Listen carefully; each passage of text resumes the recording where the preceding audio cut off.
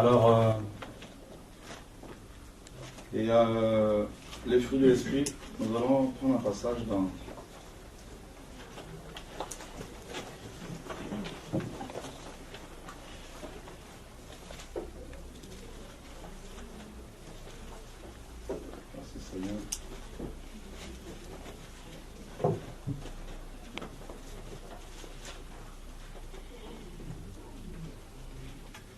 Lévitique chapitre 19, versets 23 à 25.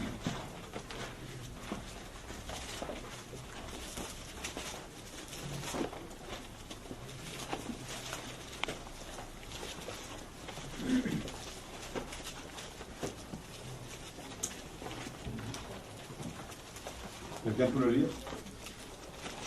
Quand vous serez entrés dans le pays et que vous y aurez planté toutes sortes d'arbres fruitiers, vous en regarderez les fruits comme incirconcis pendant 3 ans. Ils seront pour vous incirconcis, on n'en mangera point. La 4e année, tous leurs fruits seront consacrés à l'Éternel au milieu des réjouissances. La 5e année, vous en mangerez les fruits et vous continuerez à les récolter. Je suis l'Éternel, votre Dieu. Amen. Ok. Les fruits de l'esprit. Et il y en a qui peuvent dire, ouais, mais bon, c'est un enseignement que nous connaissons. Ok, on connaît à peu près toutes choses, hein, à peu près. Hein. Donc de manière un peu, je veux dire, ça peut être superficielle.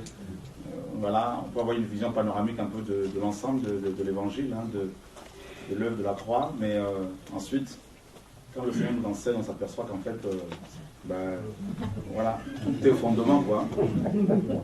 Ah oui. Amen. Déjà, on apprend que les enfants d'Israël, quand ils rentrent, une fois arrivés, le Seigneur leur donne des ordres précis, hein, par son Saint-Esprit. Et par rapport à la récolte, je lisais ce passage, c'était avant-hier, je crois, si je me trompe. C'est là que le Seigneur a commencé à me parler de fruits de l'esprit. Et Dieu dit clairement, donc les enfants d'Israël sont libérés, bien sûr, de l'Égypte, du monde, par Moïse, l'image de Christ. Ils arrivent dans le pays de Canaan, n'est-ce pas? Et ils devaient, n'est-ce pas, manger des fruits de ce pays, mais Dieu leur donne un ordre précis. Quand vous arrivez dans le pays et que vous y aurez planté toutes sortes d'arbres fruitiers, vous en regarderez comme les fruits, donc vous regarderez le fruit comme incirconcis pendant 3 ans. D'accord? Ils arrivent dans un pays, ils vont planter d'arbres, ils vont trouver déjà quelques arbres fruitiers parce que c'est le pays où coulait le lait et le miel, donc il y avait quand même pas mal de fruits. Mais Dieu ne voulait pas non plus qu'ils mangent ce fruit-là, il fallait qu'il, n'est-ce pas, les considère comme incirconcis pendant 3 ans. Et la 4e année, vous vous rendez compte, pendant 4 ans, pendant 3 ans, ils vont planter également planter d'arbres, tout ça, fruitiers. Et au bout de 4 ans, ils vont consacrer tous ces fruits au Seigneur. Et c'est qu'à partir de la 5e année, une fois arrivés à Canaan, qu'ils allaient commencer à consommer les fruits du pays. Amen. Oui, ça parle, mais je ne suis pas encore rentré dedans. Hein? C'est impressionnant quand même. Hein?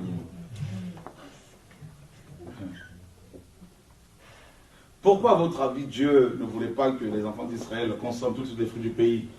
Premièrement, c'est que pendant de la prière, hein, pendant que je recevais, j'étais assis, il me parlait comme ça. Tout simplement parce que ce pays était pollué par toutes sortes de dieux, n'est-ce pas, qui n'avaient rien à voir avec Yahvé. Donc cette terre était une terre polluée, d'accord? Donc maudite. Il ne fallait pas consommer ces fruits complètement pourris.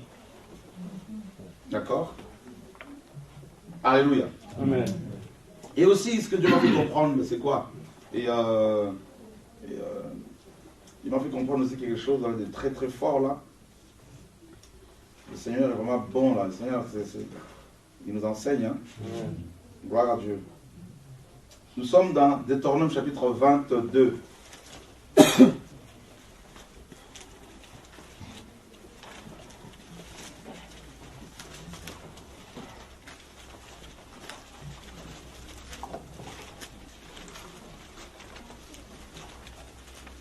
Verset 9, quelqu'un peut le lire?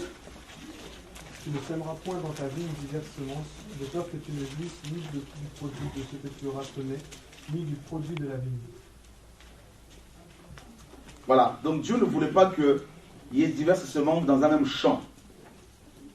D'accord? Et c'est ce que faisaient justement les Cananéens. Toutes les interdictions que le Seigneur donnait faisait aux enfants d'Israël, par exemple, tu ne mangeras pas telle chose, c'est ce que les Cananéens faisaient. Tu ne coucheras pas avec un homme comme on couche avec une femme, c'est ce que les Cananéens faisaient. D'accord?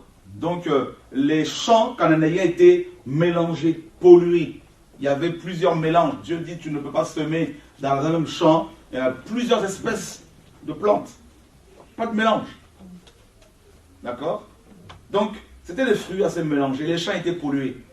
Et les enfants d'Israël arrivent dans un pays dont les champs étaient complètement mélangés, pollués. Et Dieu leur dit, eh bien, tous ces fruits, vous les considérez comme impurs, comme incirconcis. Il ne faut pas les consommer. D'accord? Pendant combien d'années? Pendant 3 ans. Et pendant combien d'années faut-il faire un disciple là, bien comme il faut là? Il faut 3 ans. Donc ça veut dire que quelqu'un qui est nouvellement converti, il peut manifester une forme d'amour, tout ça, d'humilité, mais il faut attendre. Parce que les 3 premières années là, vous ne pouvez pas manger véritablement les fruits.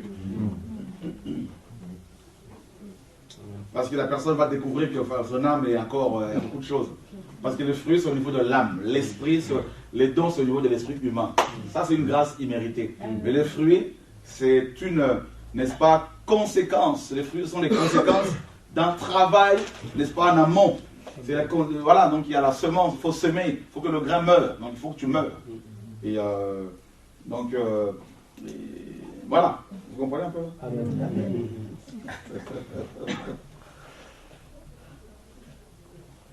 Donc, très souvent, en tant que chrétiens, nous commettons beaucoup d'erreurs. Nous croyons que lorsqu'une personne se convertit, parce qu'elle se met à parler en langue, elle se met à prophétiser, à donner des paroles qui s'accomplissent, ça y est, la personne est nickel, on la prend, on l'établit dans le ministère. Et puis au bout de quelques années, on se rend compte que les fruits sont amers.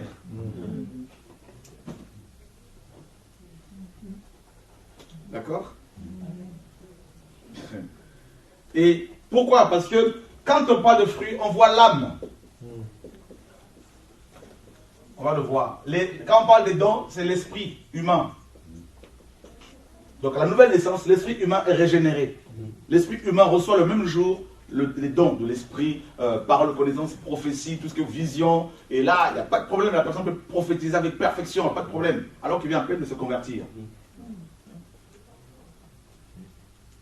Demandez des questions. Et par contre, l'âme n'est pas encore régénérée. L'esprit est régénéré totalement. Mais l'âme, non. L'âme doit subir une transformation. C'est pour ça que Paul parlait aux chrétiens de Rome. Soyez transformés, soyez métamorphosés. Donc jusqu'à l'enlèvement de l'Église, nous allons subir plusieurs métamorphoses, plusieurs transformations. C'est au niveau de l'âme. D'accord? Et les fruits, c'est au niveau de l'âme. Parce que dans Galates 5:22, on nous parle de fruits de l'esprit, l'amour, la paix. C'est au niveau de l'âme. L'âme, c'est le siège des émotions, des sentiments, comme vous le savez. D'accord? Mon âme est troublée, disait le Seigneur, face à la mort. La paix, c'est au niveau de l'âme. Quand on aime, c'est au niveau de l'âme. Quand on pleure, c'est au niveau de l'âme. Les émotions, c'est l'âme. Et les fruits, c'est au niveau de l'âme. Alléluia. Amen. Vous comprenez? Voilà. C'est pour cela qu'il faut, pour un nouveau converti, il faut un minimum de 3 ans pour faire un disciple. Le jour de la conversion d'une personne, la personne qui devient disciple, il n'y a pas de problème. Mais il faut au moins 3 ans de suivi, d'encadrement. Il persévérait dans l'enseignement des apôtres, nous dit la parole. 3 ans d'encadrement, d'enseignement. Je reconnais que nous avons établi des anciens à l'époque précipitamment, même les gens qui sont parmi nous dans le ministère aujourd'hui, on a été mis précipitamment. C'est pour cela qu'il faut rectifier, il faut corriger, il y en a, ils ne comprennent pas. Pourquoi certains déplacements? Parce que au niveau de l'âme, là, il y a beaucoup de travail à faire. Voilà. Il faut 3 ans. Avant de rentrer dans un quelconque ministère public, il faut d'abord, au niveau de l'âme, là, il faut 3 ans. Et c'est pour cela que les enfants d'Israël, quand ils sont arrivés à Canaan, Dieu dit, pendant les 3 premières années là, de votre arrivée, là, vous ne mangez pas tous ces fruits, parce qu'il y a eu beaucoup de mélange. Comme nous autres, là, quand on arrive au Seigneur comme ça, il y a beaucoup de mélange. Hein. Bah oui.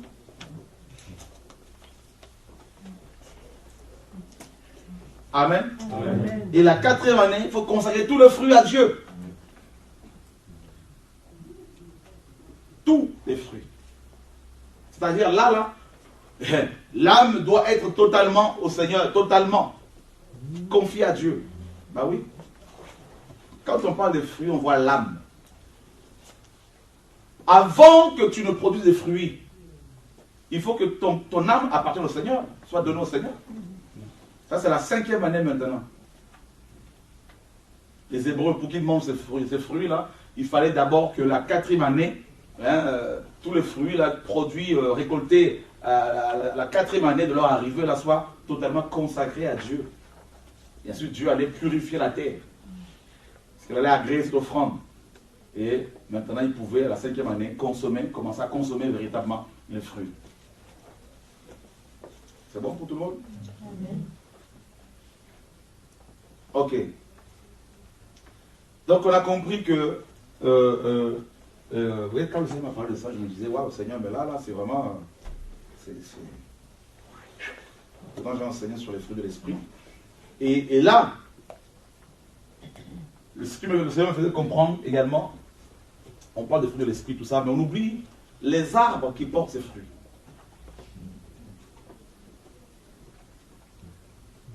On va lire Galates 5:22, mais le fruit de l'esprit, c'est l'amour, c'est la joie, c'est bien. Mais vous ne pouvez pas cueillir les fruits sans avoir affaire à un arbre. Il y a plusieurs arbres, notamment 3 arbres principaux, qui sont utilisés dans la Bible, n'est-ce pas, qui portent des fruits. Et le premier arbre, c'est la vigne. C'est ce que nous allons développer ce soir, justement. La vigne. Amen. Amen. Gloire à Dieu. La vigne est un arbre très symbolique dans les Écritures. Très très symbolique, comme vous le savez. Et nous allons lire quelques passages qui nous parlent de la vigne comme un arbre symbolique. Hein. Donc nous sommes dans Ecclésiaste chapitre 10, verset 19. Donc rapidement, dès que quelqu'un a trouvé, il va lire pour gagner du temps. Ecclésiaste 10, 19. Ecclésiaste chapitre 10, verset 19. On fait des repas pour se divertir. Le vin rend la vie joyeuse et l'argent répond à tout. Le vin rend la vie joyeuse. Nous sommes d'accord? C'est bon? Ok. Donc, ce soir, les fruits de l'esprit que nous allons développer, c'est quoi? La joie. Alléluia. Amen.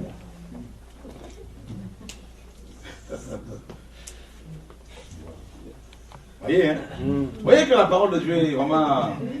Les prophètes sont complémentaires les uns les autres. On va lire un autre passage dans Psaume, chapitre 104, verset 15. Le vin qui réjouit le cœur de l'homme, il fait plus que l'huile resplendir son visage, et le pain qui soutient le cœur de l'homme. Le vin qui réjouit le cœur de l'homme. D'accord? La joie. Donc quand Paul parle dans Galates 5:22, mais le fruit de l'esprit, c'est la paix, c'est la joie, tout ça, ben Paul, quand il parle de la joie, il voyait aussi la vigne.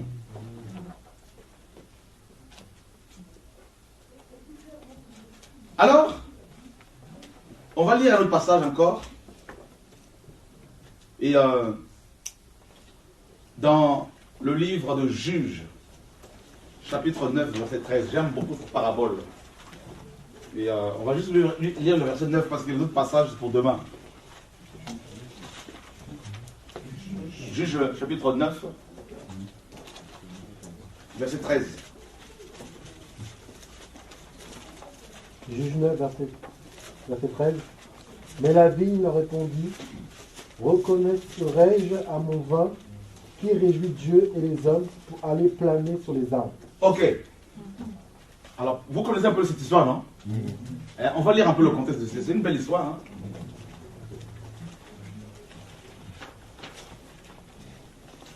Hein, Joël? Oui. Juge. Tout chapitre. Le chapitre 9 et le verset, à partir du verset 2 secondes. Voilà, donc je vais le lire rapidement. Abimelech, fils de Jérubal, se rendit à Sichem vers les frères de sa mère, et voici comment il leur parla, ainsi qu'à toute la famille de la maison du père et de sa mère. Dites, je vous prie aux oreilles de tous les habitants de Sichem. Vaut-il mieux pour vous que 70 hommes, tous fils de Jérubal, dominent sur vous, ou qu'un seul homme domine sur vous? Et souvenez-vous que je suis votre os et votre chair. Les frères de sa mère répétèrent pour lui toutes ces paroles aux oreilles de tous les habitants de Sichem, et leur cœur s'inclina en faveur d'Abimelech, car ils se disaient, c'est notre frère. Ils lui donnèrent 70 cycles d'argent qu'ils enlevèrent de la maison de Baal, Bérith. Abimelech s'en servit pour acheter des misérables et des turbulents qui allèrent après lui. Il vint dans la maison de son père à Ophra. Il tua ses frères, fils de Jérubal, 70 hommes, sur une même pierre. Il n'échappa que Jotam, le plus jeune fils de Jérubal, car il s'était caché. Tous les habitants de Sichem et toute la maison de Milo se rassemblèrent. Ils vinrent et proclamèrent roi Abimelech près du chêne planté dans Sichem. Jotam en fut informé. Il alla se placer sur le sommet de la montagne de Garizim. C'est cette montagne dont il est question dans... C'est de cette montagne dont il est question dans Jean 4. Avec la femme samaritaine. Les Samaritains les priaient là-dessus. Il y avait un temple là. Et on nous dit que... Et voici ce qu'il leur cria à haute voix. Écoutez, moi, habitants de Sichem, et que Dieu vous écoute. Les arbres partirent pour aller oindre un roi et le mettre à leur tête. Ils dirent à l'olivier, hein, règne sur nous. Mais l'olivier leur répondit, renoncerai-je à mon huile qui m'assure les hommages de Dieu et des hommes pour aller planer sur les arbres? Et les arbres dirent au figuier, viens, toi, règne sur nous. C'est des enseignements que je vais donner demain, après-demain, c'est pas grave. Mais le figuier leur répondit, renoncerai-je à... Le verset 13. Mais la vigne leur répondit, hein, et les arbres, verset 12, et les arbres dirent à la vigne, viens, toi, règne sur nous. Mais la vigne leur répondit, renoncerai-je à mon vin qui réjouit Dieu et les hommes pour aller planer sur les arbres? Alléluia. Amen. Le vin réjouit Dieu et les hommes. C'est terrible, hein? La joie est un fruit qui réjouit Dieu et les hommes. Vous allez comprendre ça. Comment faire pour réjouir le cœur de Dieu? Il faut avoir ce fruit-là. On va le voir. À quel moment? Comment? Je prends cet exemple pour ne pas que j'oublie. Paul, en prison, il écrit aux chrétiens, réjouissez-vous. Je le répète, réjouissez-vous. Amen. Quand un chrétien est oppressé et persécuté, et au lieu de maudire Dieu, il dit aux frères et sœurs, réjouissez-vous. Parce que son cœur est à la joie, même malgré la souffrance, le cœur du Père est touché. Amen. Bon, on va le développer plus tard. Vous voyez, frère, la vigne, la joie. Mais la vigne, il n'y a pas que la joie. La vigne, c'est aussi la vie. D'accord? Alors, rapidement, lire la parole du Seigneur dans... on va prendre... vous savez, pour avoir du vin, qu'est-ce qu'il faut faire, à votre avis, pour faire du vin? Il faut fouler au pied les raisins. Alléluia. Amen. Donc pour avoir ce fruit, il faut être foulé au pied par les hommes. Il faut être persécuté. Ça, c'est au niveau de l'âme. Il faut être critiqué, combattu, pour savoir si tu as ce fruit. Sans la persécution, on n'aura pas. On ne peut pas savoir qu'on a ce fruit. Alléluia. Comment ça saisir? Bah oui. Donc Dieu, pour, n'est-ce pas, te montrer ton état d'âme, pour montrer l'état de ton âme, pour savoir, pour te montrer si tu as ce fruit ou pas, bah, il va se servir même de ton employeur, de tes collègues, de tes voisins, pour te fouler aux pieds. Afin de dégager le vin, la vie, et ainsi que la joie. Comment réagis-tu? Oh non, on ne me parle pas comme ça. Ah, moi? Ah ben, c'est toi. Oui, bien sûr, c'est toi. Ce n'est pas encore la joie. Donc, tes fruits ne peuvent pas encore être présentés au Seigneur. Car il y a encore du mélange. Il y a encore du Canaan là-dedans. Alléluia. Amen. C'est bon? Amen.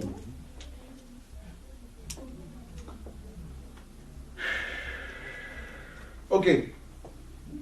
Je crois que Dieu va nous parler là. Amen. Il parle, hein? On est encore à l'introduction. Ok. Là, nous allons nous rendre compte que, il me manque quelques fruits. Oui, je peux avoir des visions, des songes. Oui, je peux avoir la connaissance, mais j'ai un problème avec l'âme. Il y en a qui vont se rendre compte tout au long de l'enseignement qu'ils ont un problème avec les fruits de l'esprit. Si on n'a pas les fruits de l'esprit, le salut là, mes amis là, c'est compliqué. C'est pour cela que le Seigneur a dit, plusieurs me diront, n'avons-nous pas prophétisé par ton nom? Donc les dons ne sauvent pas. Ce sont des faveurs imméritées. Mais jamais Jésus a dit, plusieurs me diront, n'avons-nous pas manifesté la joie? N'avons-nous pas manifesté l'amour en ton nom? Voyez? Parce que c'est l'âme, mes amis. Ah oui. Dieu veut sauver l'âme, Dieu veut travailler l'âme, Satan ne veut pas, la chair ne veut pas. Et c'est là la lutte. C'est pour cela que vous pouvez avoir des prédicateurs, ils ont la connaissance, mais ils volent. Ils ont la connaissance, mais ils mentent. Parce qu'ils pensent que parce que Dieu les accompagne, ils pensent parce qu'ils ont les fruits, parce qu'il y a des guérisons, parce qu'ils prêchent bien, les gens les encensent, tout ça, qu'ils sont agréés par le Seigneur. C'est faux. Ce sont des dons immérités. Donc Dieu le donne à qui il veut. Il fait grâce à qui il veut. Donc il ne se répand pas de ses dons. Mais on n'a pas dit que les fruits c'est autre chose. C'est l'âme. C'est pour ça que beaucoup, malgré le péché, quand ils voient quand même les dons fonctionner, ils se disent, ben, Dieu m'agrée.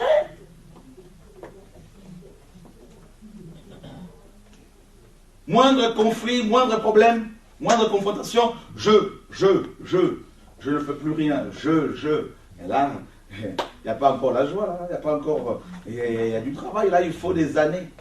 Vous plantez une graine, là, ben, vous ne pouvez pas avoir tout de suite des fruits, mes amis. Là. Ah ben non. Or, sans les fruits, on ne peut pas réjouir Dieu, encore moins les hommes, ni Dieu, ni les hommes. Un prédicateur dont l'âme n'est pas travaillée ne peut pas réjouir les gens.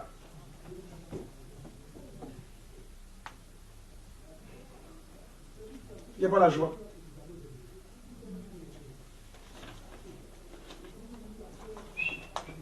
Amen. Amen. Jacques, chapitre 1er. Vous allez voir que la joie est liée à la souffrance. Quand à chaque fois vous verrez dans la Bible la joie, dites-vous que la souffrance est à côté. C'est la souffrance la joie est la conséquence de la souffrance. Jacques 1,2. On va lire rapidement les versets comme ça. Mes frères, regardez comme un sujet de joie complète les diverses épreuves auxquelles vous pouvez être exposés. Sachant que l'épreuve... Non, c'est bon. Regardez comment? Regardez comme un sujet de joie. Quoi? Complète. Comment? Complète. Mais quoi? Les épreuves. Les épreuves. Ouh là là là là là. Eh bien, c'est pas ce qu'on nous enseigne dans les églises d'aujourd'hui. Vous voyez comment on a déformé l'évangile? Regardez comme un sujet de joie complète les épreuves auxquelles vous pouvez être exposés, soumis.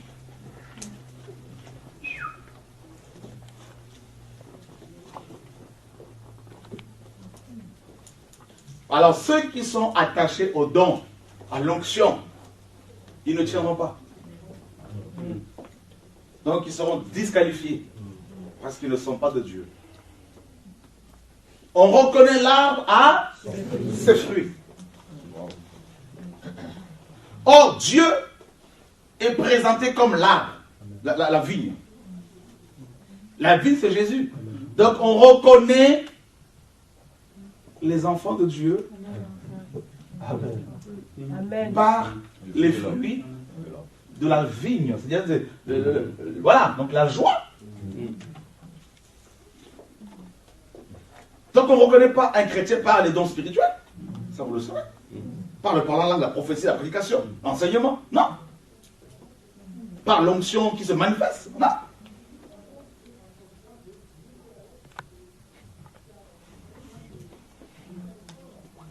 Est-ce qu'on connaît la parole? Est-ce qu'on a été enseigné correctement? Est-ce qu'on a reçu les bases correctement? On est rentré dans le ministère comme ça dans la précipitation. Est-ce qu'on a reçu les bases là? C'est pour ça que le Seigneur a dit qu'il faut mettre ce centre là pour former rapidement les gens. Ceux qui peuvent être rattrapés pour qu'ils soient rattrapés parce que sinon là c'est fini, là c'est l'enfer pour beaucoup. Puissance, puissance, puissance, puissance, puissance, puissance des jeunes à sec, tout, c'est bien. Puissance, puissance, donne-moi l'onction, donne-moi l'onction. Oui, il n'y a pas de souci, tu vas jeûner, tu vas voir. Oui, tu peux prier, les gens vont tomber, c'est bien. Parce que tu demandes puissance, puissance, avec les émotions, les gens vont tomber sur l'onction. Mais tu n'es pas sauvé.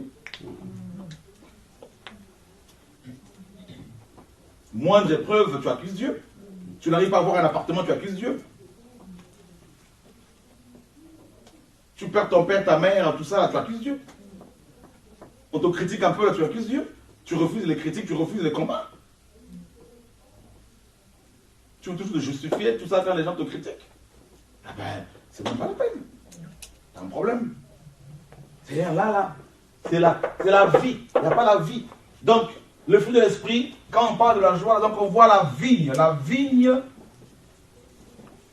égale l'arbre de vie. Égale la croix. Égale Jésus. Jésus a dit dans Jean 15, je suis la vigne. On connaît ce passage, n'est-ce pas? Voilà. C'est l'arbre de vie. Donc il est question dans Genèse. C'est la vigne est le seul arbre dans toute la Bible, hein, n'est-ce pas? Donc dont les fruits, hein, dont le jus de fruits est assimilé, donc le jus de ce fruit est assimilé au sang, à la vie. Et Yeshua a mangé la Sainte Seine avec le fruit de la vigne, le sang, la vie. Lévitique 17 nous dit que le sang c'est la vie, et le sang c'est l'âme. Vous voyez que je ne vous raconte pas des histoires. Donc Lévitique 17, 11 à 14 nous dit que l'âme c'est la vie, l'âme c'est le sang. Donc les fruits c'est au niveau de l'âme. Donc, pour qu'il y ait, vous voyez, hein, c'est lié, hein, l'arbre de vie, la croix. Sans la croix, il n'y a pas la mort. Sans la mort, il n'y a pas la vie. Vous voyez? Tout ça, là, c'est très simplement lié. Le foulage. Pierre.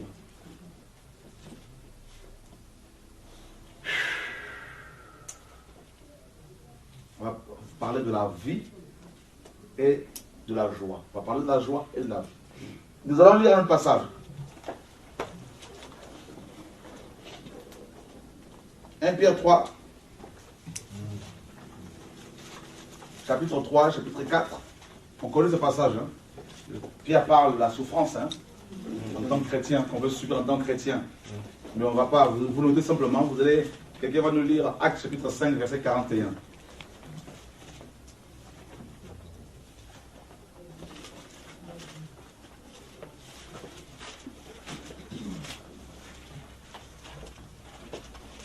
Les apôtres se retirèrent de devant le Sanhédrin, joyeux d'avoir été jugés dignes de subir des outrages pour le nom de Jésus. Waouh! On nous donne une claque, comment réagissons-nous? On nous crache dessus, comment allons-nous réagir? Hein? Les apôtres, convoqués par le Sanhédrin, menacés à cause de Jésus. Et qu'est-ce qui se passe? Au lieu d'accuser Dieu, au lieu d'arrêter la prière, le ministère, la vie chrétienne, ils sortent de là joyeux. Ils se sont dit, Dieu nous juge dignes de souffrir pour lui. Ils étaient joyeux.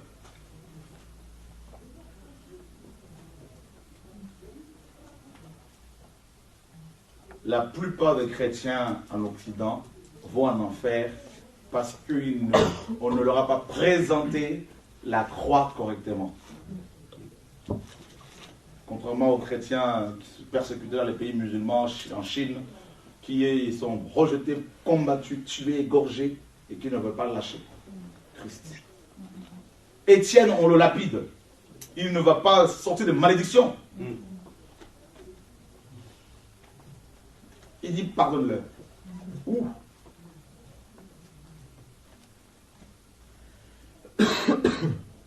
Seigneur, nous sommes encore loin.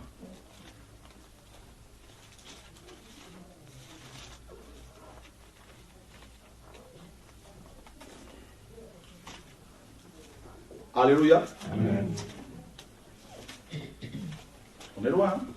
Honnêtement, si nous sommes sincères, nous allons rendre compte, frères et sœurs, que oui, on a trop mis l'accent sur la puissance. Les dons, les miracles, tout ça, la jambe a poussé, la jambe s'est allongée. C'est bien tout ça. Ah non, frère, on nous a appelés. J'ai prié pour quelqu'un, la jambe s'est allongée. C'est bien. Mais très peu vont dire, ah non, on m'a persécuté, on m'a lapidé, tout ça, on m'a crié dessus à cause de Jésus, mais je les ai bénis. Je suis dans la joie, frère. Il n'y a pas tellement de tel témoignage.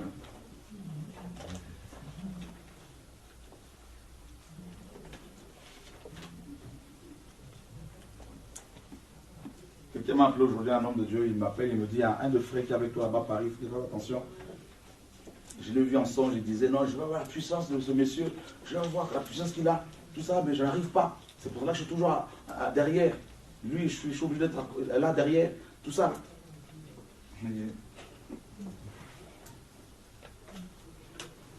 C'est ce qui a tué beaucoup ici.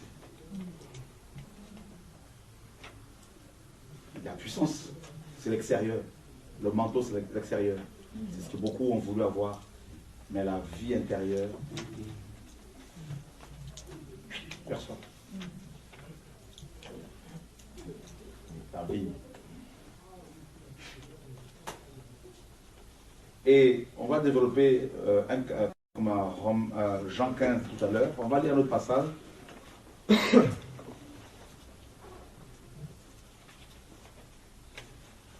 Donc on va prendre justement Jean 15.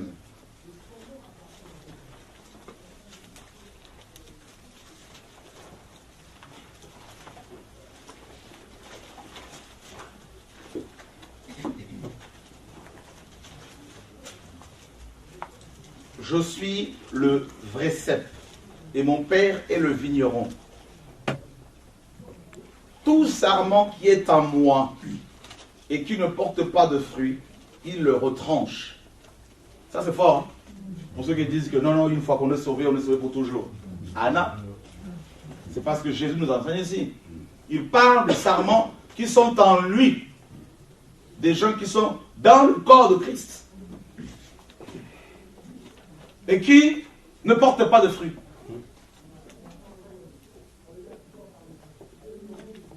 Et qu'est-ce qui va se passer? Ils vont être retranchés. Quand on est retranché, là c'est fini. Retranchés. Et tout sarment qui porte du fruit, il les monte afin qu'ils portent encore plus de fruits. Donc déjà, on apprend que ce sont les sarments qui portent du fruit. Donc là, c'est nous. Amen. C'est une espèce de pousse. Hein. Donc voilà, ça sort du tronc, ça sort de la tige. Et Yeshua se présente comme le vrai cep.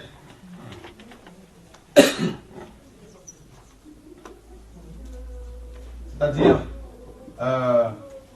littéralement la source, ou encore l'origine. D'accord? Encore tige, ou pied.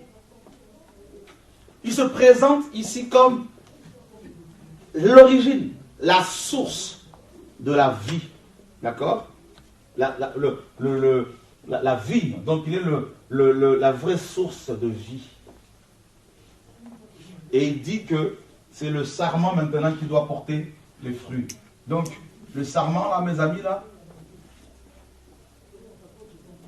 porte les fruits, les feuilles.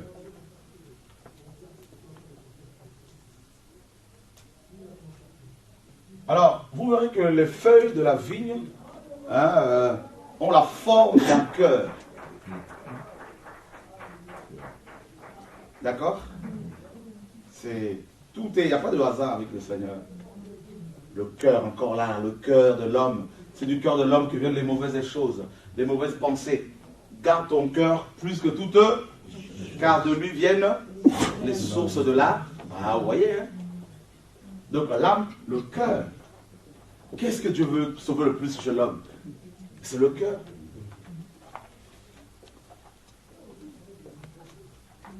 C'est tout. Le cœur de l'homme est tortué par-dessus tout.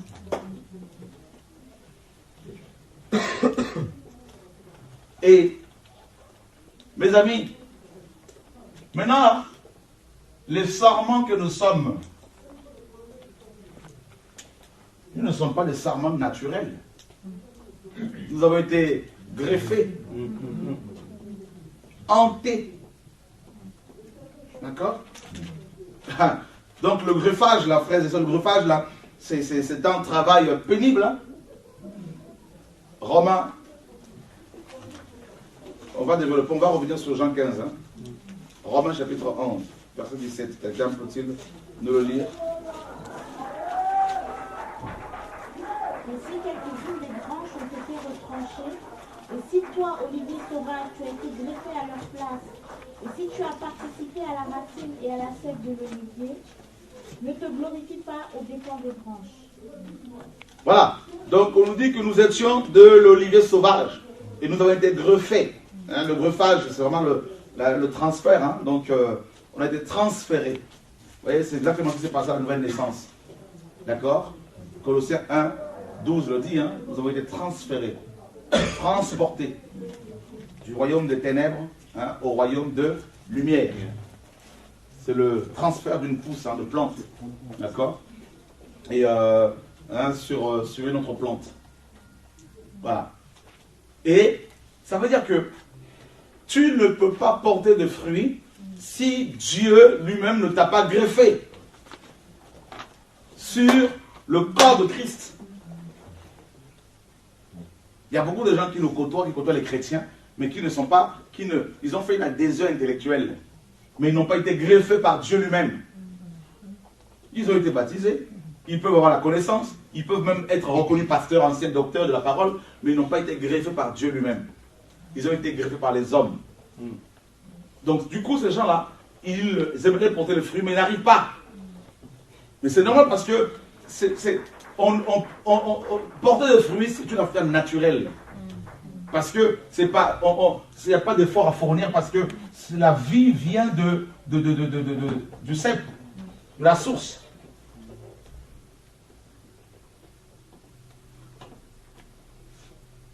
C'est aussi pour cela que le Seigneur disait que plusieurs me diront ce jour-là, n'avons-nous pas prophétisé par ton nom? N'avons-nous pas chassé les démons par ton nom? Tout ça, là, le Seigneur leur dira ouvertement, selon Matthieu 7, 21, je ne vous ai jamais connu. Il n'a pas dit que je vous connaissais, vous êtes détournés de moi. Je ne vous ai jamais connu. Ils n'ont pas été greffés par Dieu. Mais pourtant, c'est des gens qui étaient prophètes, qui chassaient les démons au nom de Jésus. Qui faisaient des miracles, mon frère Simon. Ah, le salut là. c'est chaud. On croit que ça y est, c'est bon, je suis pasteur, je suis ancien, je suis prédicateur, c'est bon, c'est acquis. Ah non, mes amis, on doit trembler tous les jours. Est-ce que c'est Dieu qui t'a greffé ou est-ce que c'est un homme qui t'a greffé? Les gens, on prend trop à la légère l'œuvre là. Trop à la légère. Paul lui-même disait qu'il avait peur. Il disait, est-ce que je puis parvenir à la résurrection d'entre les morts, le grand apôtre. Satan a perverti le vrai évangile. Et au point où voilà, c'est nous, apôtres, prophètes, docteurs, on court après les titres, les ministères. C'est comme au ministère, Dieu montre mon ministère, on va jeûner, on va prier, tout ça. Donc, on passe à côté de l'essentiel, mes amis, là. Les apôtres font un miracle, ils reviennent avec joie. Seigneur, les démons nous sont soumis en ton nom. Le Seigneur dit, ne vous réjouissez pas de cela. Réjouissez-vous de ce que vos noms soient écrits là-haut. Ah ouais, le cœur. Parce que ça, tout le monde peut le faire.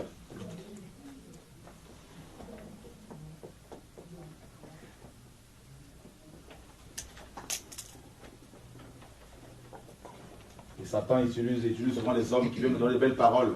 Ah, toi, vraiment, quand tu prêches, je reçois. Toi, vraiment, tu es quelqu'un. Ah, ici, dans l'assemblée locale, si c'est pas toi, c'est pas. Voilà comment ça nous tue, ça nous gonfle, et puis demain, c'est fini, c'est l'enfer.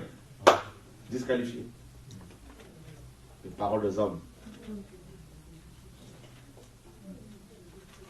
D'accord? Il est dit clairement que c'est Dieu qui nous greffe. Il te prend, il te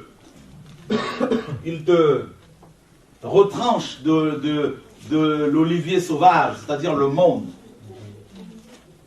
Quand il nous pousse.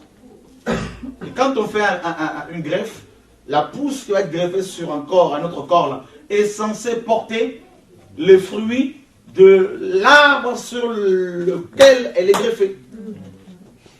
Ben oui. La pousse qui a été retranchée, elle est de l'olivier sauvage. Elle portait un fruit sauvage. Et on la greffe sur l'olivier franc, et naturellement, elle se met à produire, à porter des fruits purs. Parce que la source est pure. C'est pour cela que tu peux être juif, tu peux être arabe, tu peux être noir, français, blanc, tout ça. Et si tu es greffé sur ce corps, tu vas porter le même fruit que les autres. Ben oui.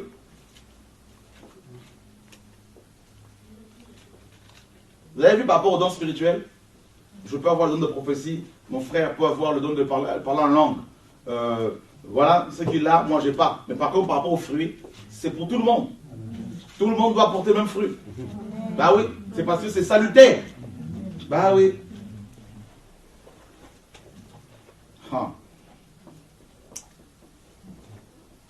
Prêche pas tellement sur les fruits de l'esprit chez nous.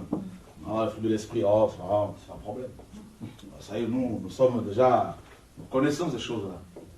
Hein? Je regarde chez nous, là, combien les gens sont orgueilleux, combien les gens sont imbus d'eux-mêmes, tu ne peux même plus leur donner conseils, là. Tu ne peux même pas les déplacer pour qu'ils aillent prêcher ailleurs, qu'ils aillent à travailler ailleurs pour ceux qui prêchent. Ils sont tellement orgueilleux que quand tu les vois comme ça, tu dis, mais ils sont déjà en enfer. Même il y en a qui me disent, il ne faut plus leur parler. Hein, je vous dis. Je dis à certains prédicateurs, je demande de ne plus vous parler. Parce que vous êtes déjà disqualifiés. Ça fait 12 ans, 13 ans que vous n'écoutez jamais. Et vous êtes encore là pour attacher aux futilités, aux petites choses que les nouveaux convertis comprennent. Pour vous, il faut passer 2 heures pour vous expliquer les choses simples. Le Seigneur m'a dit, prêche à mon peuple, j'ai un autre peuple qui a soif. Ces gens-là, ils veulent te retarder, ils veulent t'empêcher de rentrer dans ton appel, de répondre à mon appel. Ils veulent que tu sois disqualifié. Ah oui. Voilà que beaucoup ont du mal à me joindre. Ce n'est pas parce que je ne veux plus pas. C'est parce qu'on est, on est dans un autre temps. Il y a une urgence. Jésus revient. Et fini là, les futilités, là, les petites histoires à gauche, à droite. Là, c'est fini tout ça. Là. Les gens, quand ils ont les titres, là, ils deviennent incontrôlables. Ils sont orgueilleux. Ils portent aucun fruit. Quand on le voit comme ça, on se dit, mais est-ce qu'ils sont convertis? Et c'est là qu'on dit, Seigneur, pardonne-nous de les avoir établis.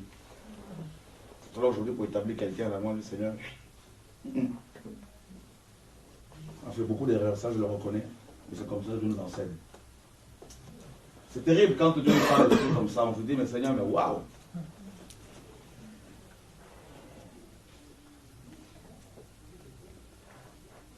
Le ministère, ça tue beaucoup de gens. Je vous dis, frère, prédication dirigée, ça tue. Ça tue.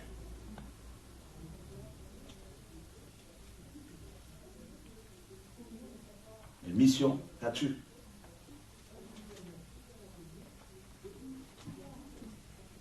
C'est pour cela que Paul, Dieu le prend et le met en prison. Et c'est là qu'en prison, son fruit de l'esprit là, va commencer, la joie, à davantage se manifester. Ah oui, un jour Dieu m'a dit ça, comme ça là. Waouh! Paul, Dieu là, quel appel, mais là, il est mort en prison. Paul, on l'a oublié, on va voir ça. 2 ans en prison à Césarée, on l'a oublié. C'est écrit. Nous, Seigneur, je veux plus de puissance. Seigneur, j'ai regardé la vidéo de Capou, je veux ça. Seigneur, je veux telle onction. Ok, mais tu ne sais pas que c'est ta propre tombe que tu creuses. Seigneur, je vais te fouler aux pieds. Amen.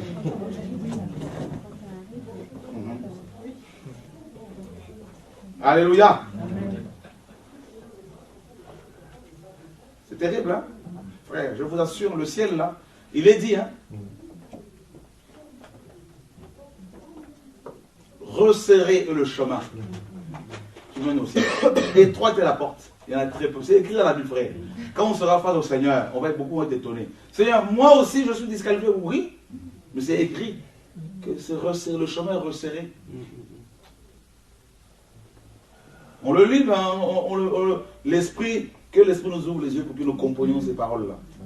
On ne pourra pas reprocher au Seigneur de ne pas avoir dit les choses clairement. Matthieu chapitre 5. Moi, je me bats pour mon propre salut maintenant.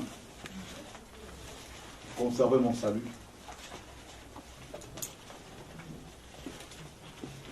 5, 10 à 12. Quelqu'un peut le lire? Heureux ceux qui sont persécutés pour la justice, car le royaume des cieux est à eux. Ok. Voyez, heureux ceux qui sont persécutés.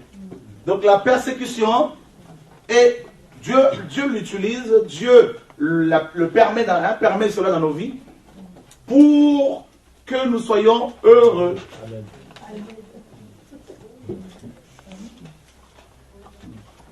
Alléluia. Amen. Oh Seigneur, fais-nous comprendre la parole autrement. Enseigne-nous autrement. Heureux ceux qui ont des grands ministères. Non. Heureux ceux qui ont des grandes assemblées localement, numériquement parlant. Non. Heureux ceux qui ont des grandes onctions. Non. Heureux ceux qui sont persécutés à cause de la justice.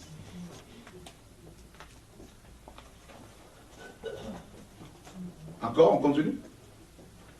Heureux serez-vous lorsqu'on vous outragera. Heureux à cause des outrages. Encore. Qu'on vous persécutera. Persécution, de nouveau.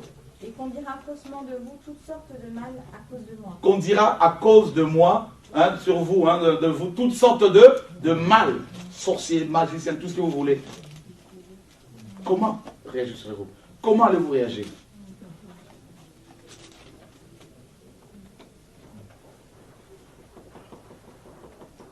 On continue. Réjouissez-vous et soyez dans l'allégresse, parce que votre récompense sera grande dans les cieux, car c'est ainsi qu'on a persécuté les prophètes qui ont été avant vous. Réjouissez-vous, la joie, amen. Amen. Réjouissez-vous. Et qu'est-ce que les apôtres ont fait dans Actes 5:41? Ils se sont rappelés de cet enseignement. Parce que le Seigneur a dit, quand l'Esprit viendra, il vous rappellera tout ce que je vous ai enseigné. Eh bien, devant le Sanhédrin, ils étaient joyeux. Nous, chrétiens modernes, ce n'est pas le cas. C'est la vengeance. Seigneur, prouve aux gens que tu m'as appelé. Tue leurs enfants, tue-les.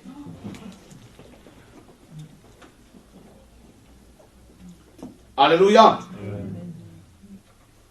Oh, vous inquiétez pas, Dieu me justifie. Oh, je suis convaincu de ça. Il n'y a pas de souci. Tu peux mourir et sans être justifié.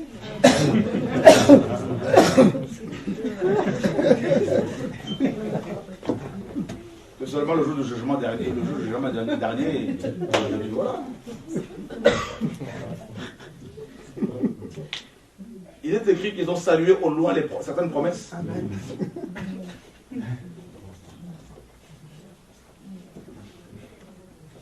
Vous ne voyez pas que nous sommes sur l'enfer, hein? L'enfer est sous nos pieds, là. Si on continuait comme ça, là, beaucoup, ils allaient être étonnés. Ils se retrouvent en enfer avec des grosses bibles, avec des haut-parleurs, des micros sans fil. Alléluia. Terrible, hein? Les grandes prophétesses. Prophétesse des nations, carte de visite. Voilà, c'est moi. Oh Jésus.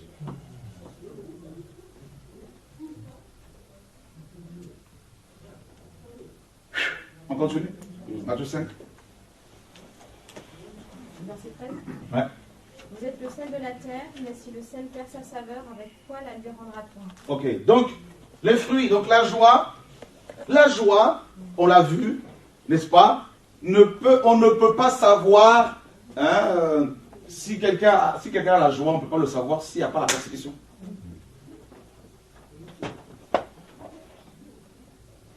C'est la persécution, les outrages, tout ça, les critiques qui vont, n'est-ce pas, révéler ce fruit.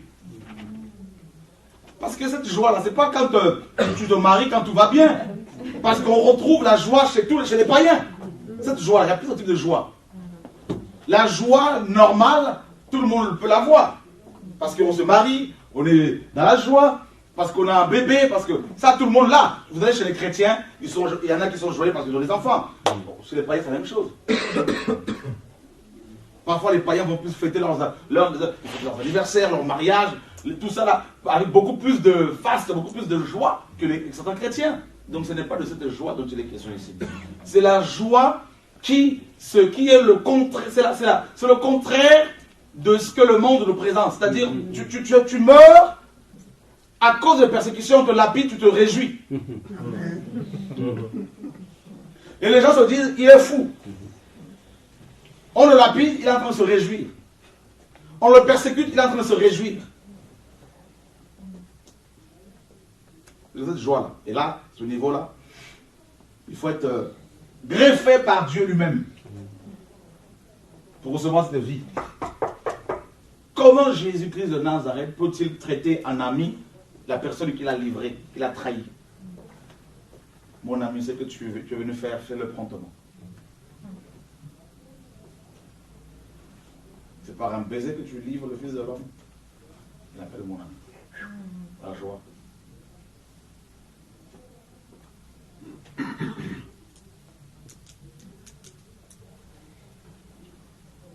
Ah ben bien sûr, Anne. Quel fruit portons-nous? Ah ben, je vais vous dire une chose. Regardez, Paul, on a vu, hein, les enfants d'Israël, ils arrivent à Canaan. Les 4 premières années, il ne fallait pas toucher aux fruits. C'est des fruits mélangés, amertume, tout ça, tout ce que vous voulez. C'était plein des fruits qu'on présentait à Baal, tout ça. Le sol était pourri, mélangé, était abîmé, était maudit. Voilà. Il fallait 3 ans pour purifier la terre. 3 ans. Et la 4e année, on présente tous les fruits à Dieu. Et pendant, ces gens ont travaillé pour avoir les fruits, il faut travailler. Oh, je suis sûr. Parce que c'est l'âme qui travaille. Et la 5e année, et là on commence à manger les fruits. Parce que là, ces hommes, ils avaient une expérience de 4 ans derrière eux. Ben oui.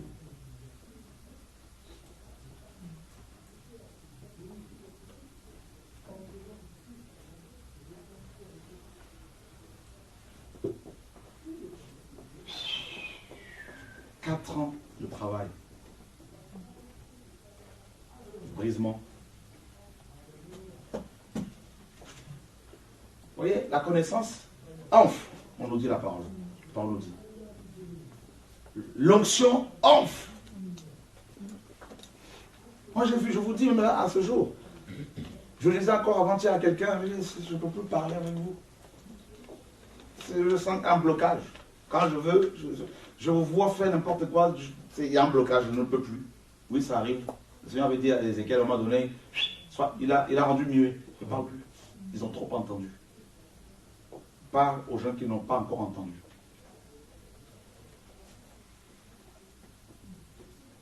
Parce que les ministères ont tué les gens, les églises que les gens, certaines personnes ont eu, ça les a tués. Les belles paroles des hommes, ça les a tués. Ils se deviennent des apôtres, des machins de telle région.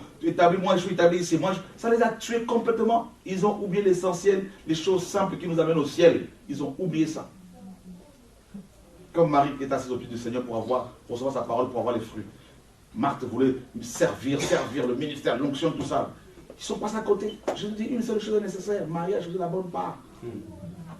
Nous, on nous confie l'assemblée, on nous enlève la parole de temps, on est enflé, on est les murmures, oh non, moi je dis ça, c'est pas normal, est-ce que toi tu vas où toi tu... Regardez comment les gens ils sont ici, regarde, des choses qu'ils n'ont même pas souffert, ils n'ont même pas souffert pour ça, c'est rien, zéro. C'est pour vous montrer que ces gens-là, c'est déjà l'enfer pour eux. C'est fini. Vous laissez comme ça là, vous revenez un an après, ils vont coucher avec les femmes, prendre l'argent du Seigneur, c'est fini. Il y en a qui vont dire non, moi je ne ferai jamais ça. Eh bien ceux qui sont tombés, hier ils disaient la même chose, moi je ne ferai jamais ça. Qu'est-ce que je veux dire de mots, prendre garde, c'est écrit. Mais vous pensez que les prédicateurs, ils veulent écouter? Quand on leur parle, ils te sont des versets, c'est écrit, c'est écrit, c'est écrit, voilà la connaissance. Terrible, mes amis, là, je vous dis de la part du Seigneur, on reconnaît l'arbre à ses fruits. Quand Jésus reviendra chercher l'église, il va revenir chercher les sarments qui sont identifiables par rapport aux fruits. Il ne reviendra pas chercher les gens onctionnés, les gens qui font des miracles. Il ne reviendra pas chercher les dirigeants. Il reviendra chercher ce sarment qui ont ses fruits à lui. Et qui ont ses feuilles en forme de cœur. Ce sont des cœurs que le Seigneur vient chercher.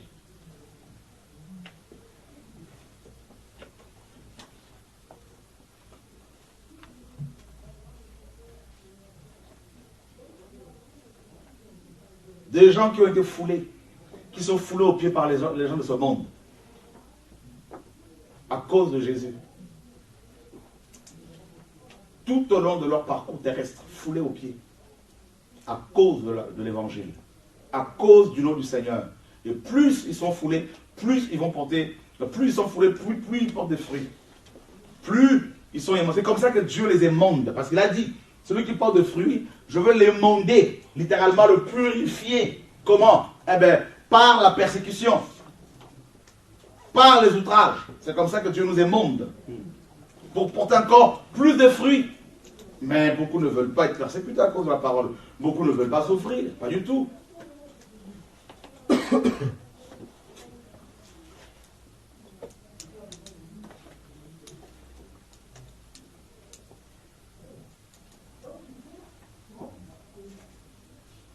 Et on l'a vu dans Jean 15. Il dit, le sarment qui porte du fruit, il l'émonde afin qu'il porte encore plus de fruits. Donc ça veut dire que nous sommes censés demain être encore plus dans la joie qu'aujourd'hui.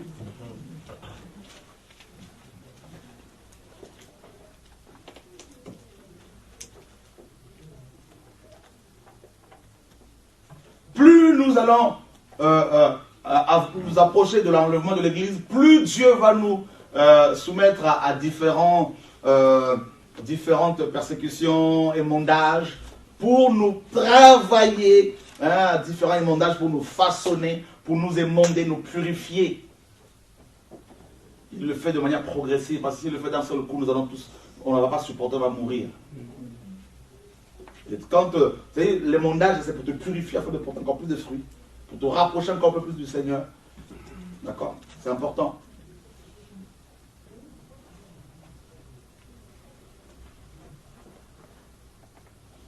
C'est pour cela que le Seigneur permet que l'on soit blessé par les gens qui sont proches de nous. Tout ça là, par les voisins, par nos voisins, par nos familles biologiques, tout ça. Si malgré notre sanctification, Dieu permet cela pour nous travailler, pour nous émonder. C'est pour cela qu'il ne faut jamais se dire qu'on est arrivé, on n'est pas arrivé. On n'a rien fait encore. On est loin d'avoir fait quoi que ce soit. Loin. Et c'est pour cela que le verset 3 il dit, déjà vous êtes purs à cause de la parole que je vous ai annoncée. Demeurez à moi. Comme vous le savez, pour porter des fruits, il faut demeurer dans le Seigneur. C'est-à-dire avoir une relation avec Dieu. Chez soi, à la maison, ne pas négliger cette intimité, le lieu secret. Parce que notre intimité peut être, mes amis, comment dire, on peut négliger notre intimité. Chez nous, à la maison, j'entends par là. On peut la remplacer par la communion fraternelle avec les frères et les sœurs. On va être beaucoup plus potes, camarades avec les uns les autres. On passe plus de temps avec les hommes qu'avec Dieu. C'est un danger. On ne se rencontre pas ici pour être des camarades, des potes. Ça, beaucoup dans le passé ne le comprenaient pas. Beaucoup ne le comprennent même jusqu'à ce jour. On est là pour tout ça, on va s'appeler 4 heures du temps, 5 heures du temps, on papote tout ça là. Avec Dieu, moins de temps. Non, non, non. Vous avez des ministères comme Jean, comme Paul, le Seigneur les cacher carrément. On se voit avec des frères et sœurs, mais on doit beaucoup plus développer sa relation avec le Seigneur pour tenir. C'est pour cela qu'il dit ici, demeurer, persévérer. Demeurer ici, c'est être permanent, littéralement. Avoir une permanence. Ta permanence doit être la présence de Dieu pour porter des fruits.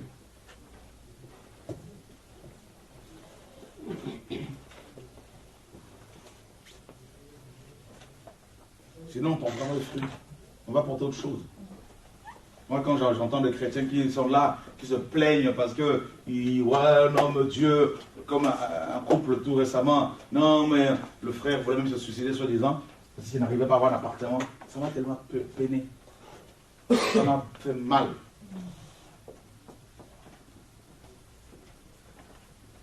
Le frère me disait, ah, vraiment, j'ai trouvé une sœur qui veut nous avoir un appartement, tout ça. Je voudrais parler d'une sœur. Et puis, voilà, le frère me dit, ben, je trouvais, il y a un monsieur qui veut m'embaucher, mais il me propose un CDI, un CDD. Je lui dis, mais alors, il me dit, non, mais moi, il me faut un CDI pour avoir un appartement, d'après ce que la sœur m'a dit, tout. Je lui dis, ok, mais signe ce CDD, tu es chrétien. Il te faut juste un document pour pouvoir lancer, comment dire, la procédure. La foi, ça c'est notre fruit. On verra ça si Dieu permet. Mais il n'y a rien, les gens n'ont pas. C'est-à-dire ça m'a tellement fait mal. Il ne voulait pas, il était avec sa femme, il dit, mais il faut signer. Il faut commencer petit avec Dieu. Et il va signer quand même. Il me dit, mais oui, mais le monsieur n'a pas stipulé qu'à la fin, il va y avoir un CDI comme il m'avait proposé au téléphone. Je lui ai dit, c'est pas grave, signe. Constitue un dossier et dépose. Et il a fait. Hier, on m'appelle pour me dire qu'ils ont eu l'appartement. Vous voyez, c'est beaucoup de chrétiens d'aujourd'hui là n'ont même pas, ils n'ont pas de fruits. Dieu, c'est au bout des lèvres.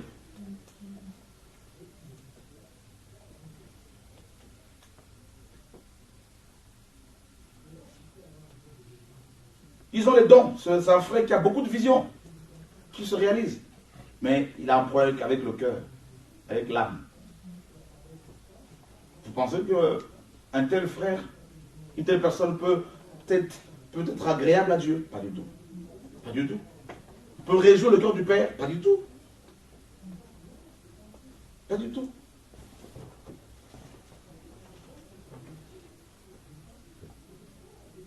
Le vent réjouit le cœur de Dieu et les hommes. C'est écrit.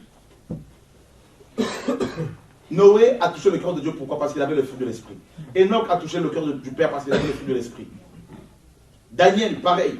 Joseph, pareil. Vous avez vu ces hommes? Montrez-moi où Noé a fait tomber un homme par terre sous l'onction. Montrez-moi où c'est écrit que Noé a prophétisé à parler en langue. Montrez-moi où Enoch a parlé en langue, a prophétisé tout ça. Où il a fait tomber les gens. Il a prophétisé ça. Où il a fait tomber les gens par terre. Montrez-moi où c'est écrit qu'ils ont chassé un démon. Montrez-moi où c'est écrit que Daniel, mes amis, a fait une campagne d'évangélisation. Avec miracle, tout ce que vous voulez, mes amis. Ils avaient le cœur de Dieu. Les fruits de l'esprit. Nous, c'est la puissance qui nous intéresse.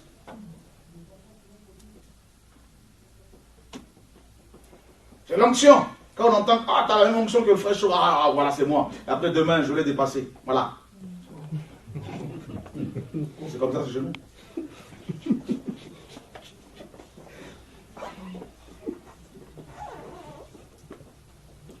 Quelqu'un m'appelle de Kinshasa la semaine dernière. Cette sœur me dit, voilà, le monsieur qui est tombé était venu ici, la fois il était, une des fois où il était ici, il nous prêchait, il disait, moi mon onction c'est mon onction, Ashura c'est son onction. Moi c'est moi. Comment les gens finissent mal? Ils tombent. La puissance, le ministère, le voyage.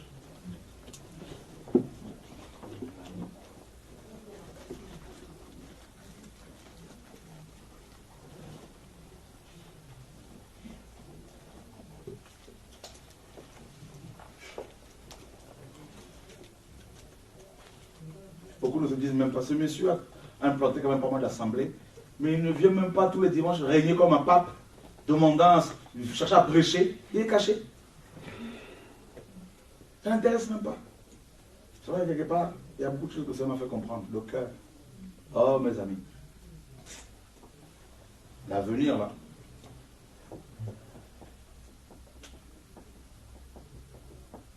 Ah, moi, je suis prophète, Dieu m'a appelé dans le ministère prophétique, tout ça, dans le ministère pastoral. Mais ta vie, c'est comment? Ton cœur, c'est comment, là? Tu mens. Tu es là en train de vivre au crochet des hommes, tout ça, commandant des choses ici, à la gauche, à droite. Tu penses que tu es vraiment, tu plais au cœur du Seigneur avec cette vie dissolue? Non, mon frère, il faut t'asseoir et laisser Dieu finir ton cœur, travailler ton cœur.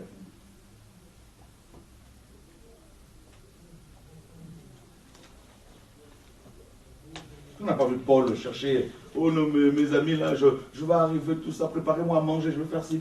Non, Paul n'était pas comme ça. Vous savez, il est dit sans la foi, il était imposé d'agréer au Seigneur. Donc on ne peut pas réjouir le cœur de Dieu sans les fruits. Parce que les fruits, les fruits sont les résultats de persécution, de souffrance. Quand on parle de la paix, regardez, la paix, le contraire de la paix c'est quoi? Le trouble. Donc, comment peut-on savoir que tu as la paix? C'est quand tu es dans le trouble. Donc, vous voyez que les fruits de l'esprit, les fruits de l'esprit, frère, ça n'a rien à voir avec les dons. Hein? Comment on peut savoir que tu as la joie? Eh bien, il faut faire les choses. Regardez, mettez donc à chaque fois à côté de ces fruits leur contraire. Eh bien, vous saurez si vous les avez ou pas.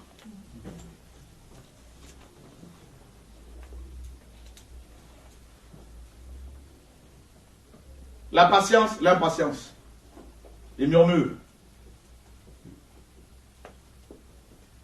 Est-ce qu'on est chrétien ou est-ce que nous sommes religieux? Est-ce qu'on est converti? Est-ce qu'on a été hanté? Est-ce qu'on a été greffé par le Seigneur sur le corps? Ou est-ce qu'on a fait une adhésion à une église locale et on est habitué parce qu'on aime les frères et sœurs et puis on a reçu quelques onctions ici, les dons, et puis ça coule. Et puis voilà, c'est bon. On est chrétien, on est frère.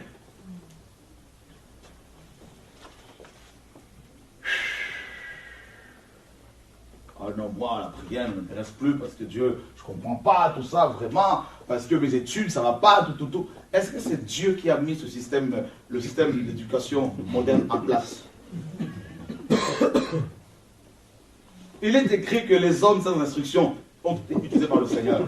Mais pourquoi nous voulons accuser Dieu parce que nous échouons dans nos diplômes, parce qu'on échoue par rapport à son permis de conduire, tout de suite, ah, la prière ne m'intéresse plus, je peux prier. Mais est-ce que ça a à voir avec Dieu?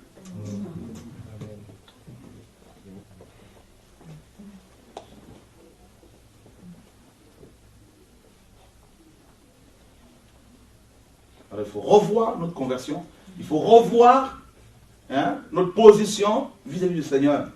Est-ce que c'est nous qui voulons le commander ou est-ce que nous voulons être façonnés par le Seigneur?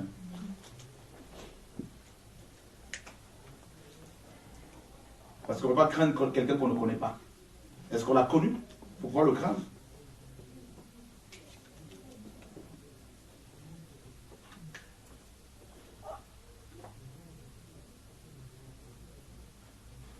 Comme le sarment ne peut de lui-même porter du fruit, s'il ne demeure attaché au cep, ainsi vous ne le pouvez pas non plus, si vous ne demeurez pas en moi.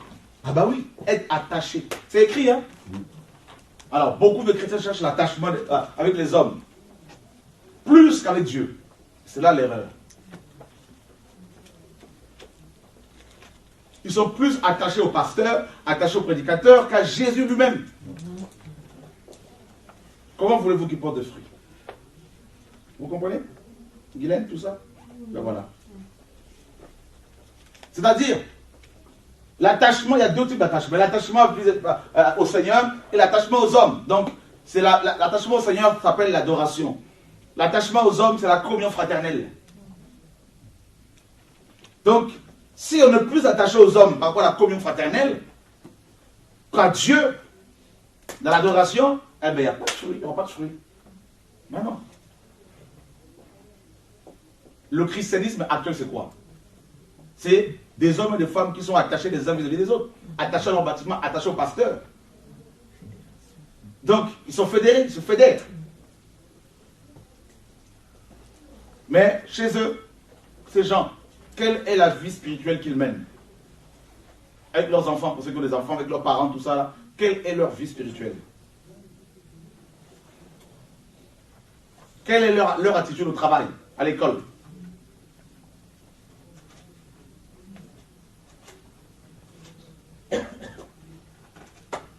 C'est pour cela qu'on assiste à des scènes, à des scandales de plus en plus, mes amis, des grands scandales dans le milieu évangélique. Pourquoi? Parce que c'est les gens qui prêchent, ces personnes qui dirigent, qui chantent, tout ça, sont plus attachés les uns aux autres au bâtiment qu'à Dieu. C'est normal.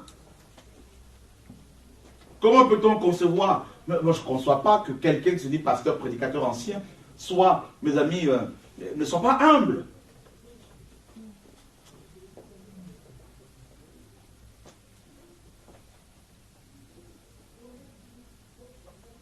Eh bien, nous, dans le passé, quand on reconnaissait les ministères, on a plus regardé aux dons plutôt qu'aux fruits. La connaissance, la manière de prêcher, d'exhorter, l'onction qui se manifestait, plutôt qu'aux fruits. Parce que les fruits, il faut approcher la personne, il faut voir comment la personne vit.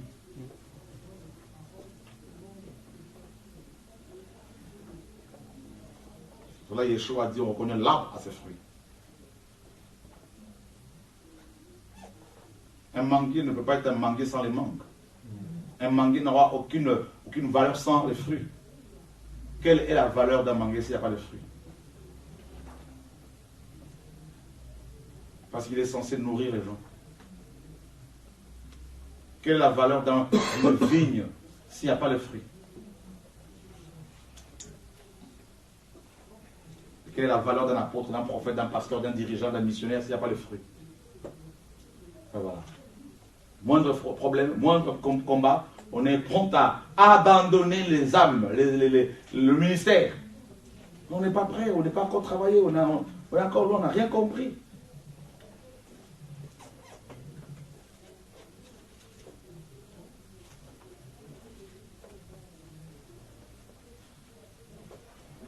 Je suis le vrai cep.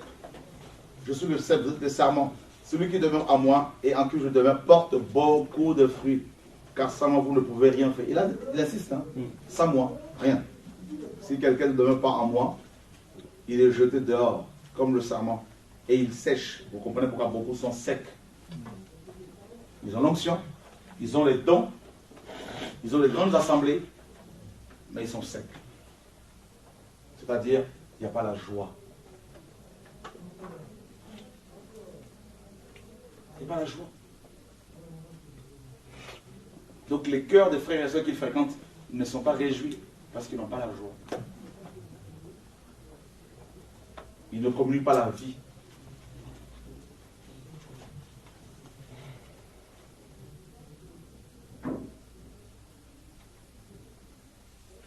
Vous ne le verrez pas aller saluer les frères et sœurs parfois avec joie pour communiquer la vie.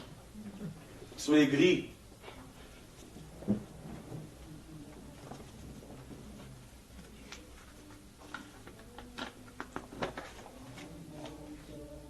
Puis on le ramasse et on le jette au feu et il brûle.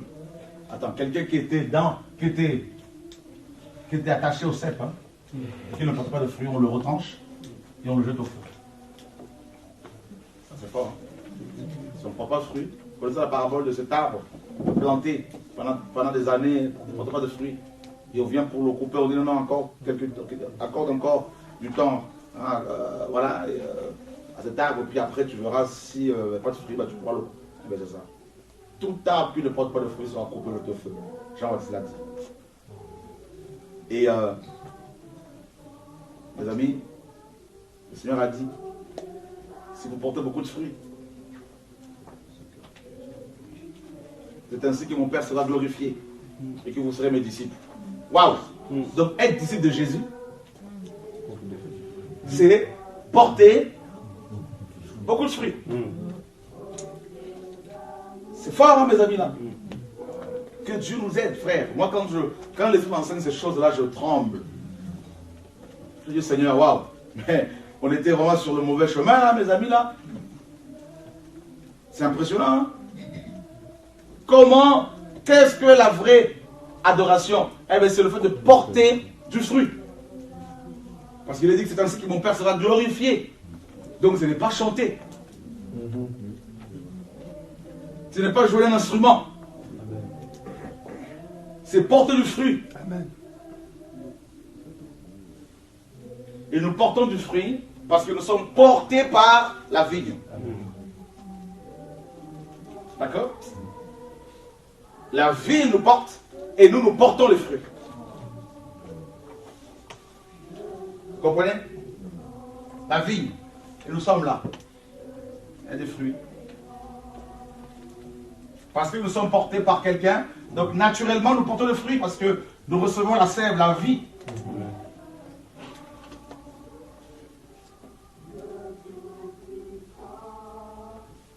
Ne cherchez pas à porter l'œuvre de Dieu, vous allez mourir. Laissez Dieu vous porter. Ensuite vous allez porter naturellement les choses.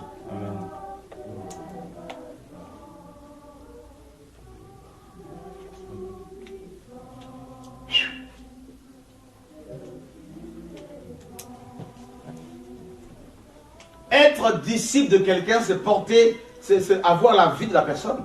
Tout disciple accompli sera semblable à son maître. Bah oui.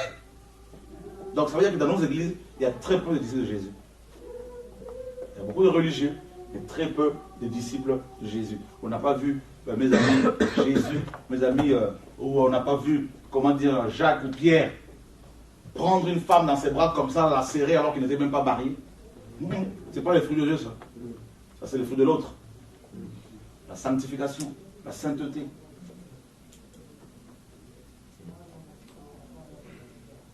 D'accord?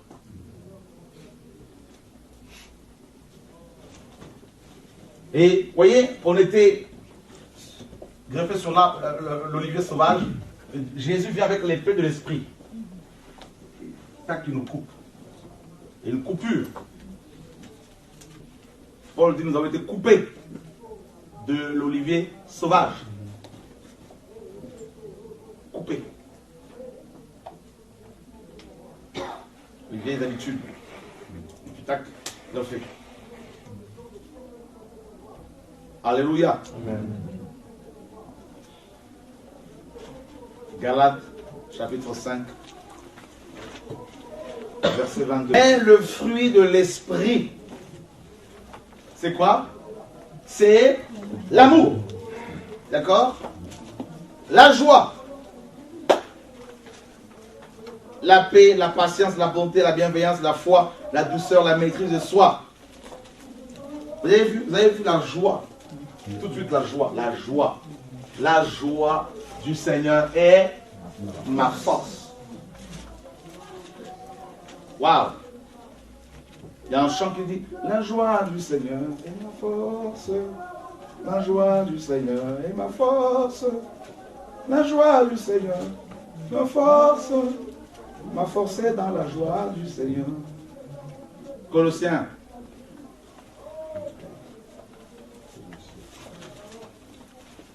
Dans Philippiens 4. Verset 4 à 7. Quelqu'un pour le lire? Réjouissez-vous toujours dans le Seigneur, je le répète, réjouissez-vous. On s'arrête à 2 secondes. Réjouissez-vous toujours dans le Seigneur. Je le répète, réjouissez-vous. Paul, quand il a écrit cette épître, vous savez qu'il était en prison.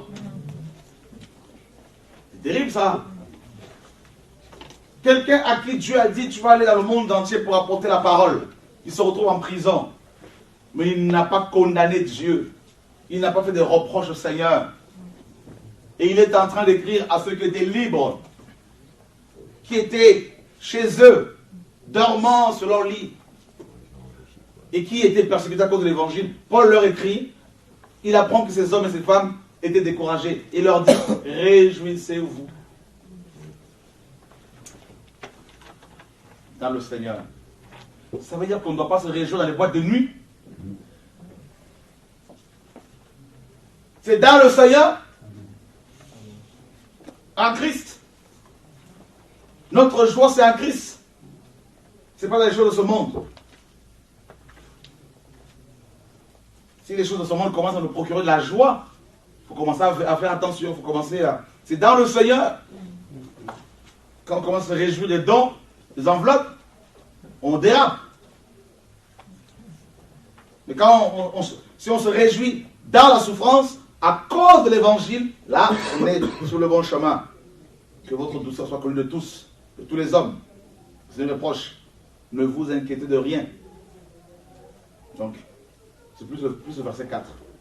Réjouissez-vous dans le Seigneur. Amen. Amen.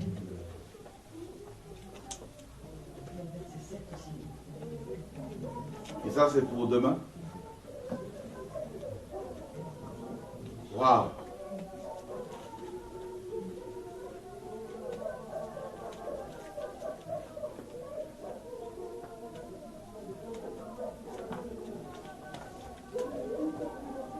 Vous savez, il est dit dans Romains 14, 17, le royaume de Dieu, ce n'est pas le manger, le boire, c'est la justice, la paix et la joie par le Saint-Esprit. C'est ça le royaume. Quand on arrive dans le royaume de Dieu, eh bien, on commence à expérimenter la vraie joie.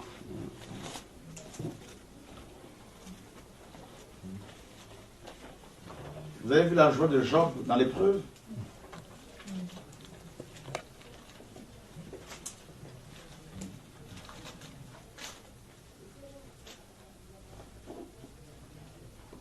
Pourquoi il y a cette joie malgré la souffrance? Eh bien parce que tout simplement il y a la vie. Ben oui, la vie. La vie de Christ. Le vin, c'est la vie. C'est l'alliance. Le sang de l'alliance. La nouvelle alliance. Ils l'ont vaincu à cause du sang de l'agneau. C'est la vie. La vie de Christ en nous apporte la joie malgré les situations difficiles, malgré les épreuves, malgré les combats. Cette vie en nous est une vie joyeuse, en permanence. C'est pour cela qu'un vrai chrétien ne peut pas prendre des antidépresseurs. Non. Quand bien même il commence à être persécuté, à frôler la dépression, la vie de Dieu déborde. C'est pour cela qu'il faut rester attaché. Si on s'éloigne du Seigneur, eh bien on va subir. On va être dans la dépression. Et voilà. Il faut rester attaché au Seigneur pour continuer à avoir la vie de l'esprit. Il faut être régénéré, renouvelé.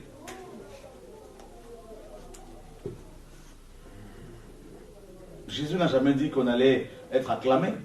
Il n'a jamais dit qu'on allait être accepté. Il a dit qu'on allait, ceux qui acceptent sa parole seraient haïs pour tous. C'est écrit.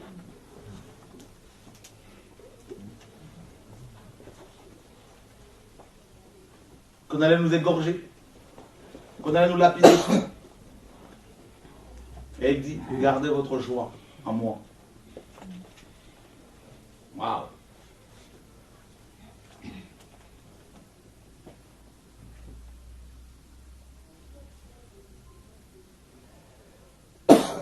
On avait une mauvaise conception du ministère, de la vie chrétienne, de la marche chrétienne. Ce qui fait que beaucoup ne tiennent pas face à l'adversité, ne tiennent pas. Moindre tentation, moindre combat, lâche. Frère, ma mère est restée malade 22 ans. Elle pesait 30 kilos. Et il fallait que j'annonce l'évangile, que je me réjouisse. Mon père décède. Il fallait que j'annonce l'évangile pendant que son corps était là. J'allais le soir assister ma mère qui était enfermée dans sa chambre depuis plus de 22 ans. Et je voyais le corps qui était là. Et il fallait le soir, tous les soirs, aller prêcher. Et me réjouir avec les frères et sœurs à qui je prêchais l'évangile.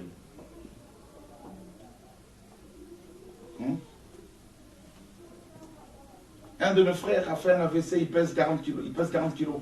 Ses 2 pieds sont pourris. Il faut me réjouir dans le Seigneur. Un autre vient de faire un autre AVC là pratiquement. Donc Dieu l'a épargné un peu. Mais il faut se réjouir.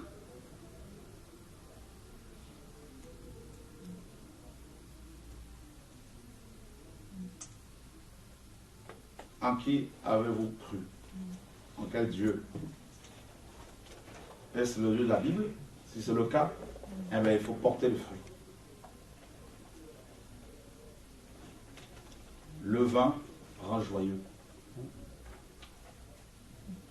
Beaucoup de chrétiens sont aigris à cause de la persécution, à cause des problèmes sociaux. Ils sont aigris. Ils n'ont pas la joie. On peut lire la tristesse sur leur visage. On connaît la tristesse selon Dieu, oui. Mais la tristesse selon le monde conduit à la mort, nous dit Paul.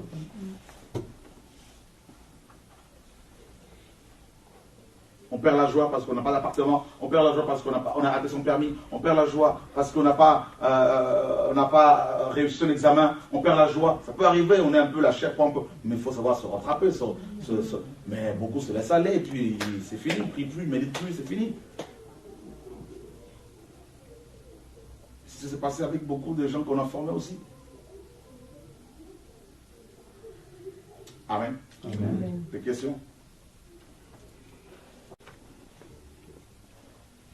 Je voulais savoir, la joie qu'on a quand on parle du Seigneur, est-ce que c'est cette joie dont il est question? Effectivement. Vous avez dit que quelqu'un qui parle du Seigneur, s'il n'a pas la joie, il est aigri alors. Ben, si tu n'as pas la joie du Seigneur, bien sûr que c'est le contraire. Hein. La tristesse, c'est... Vous savez, les chrétiens qui ont la joie, qui sont véritablement en Christ, même quand ils décèdent, on voit sur leur visage la joie, la paix. On sent que, voilà, c'est une autre atmosphère. Quand on a la joie du Seigneur, quand on a des mauvaises nouvelles qui nous arrivent, la première chose qu'on fait, que ton nom soit béni, Seigneur. Je garde la joie. Voilà. Toute chose concourt au bien de ceux qui aiment le Seigneur. Je ne rentre pas dans les murmures. Seigneur, que ton nom soit béni.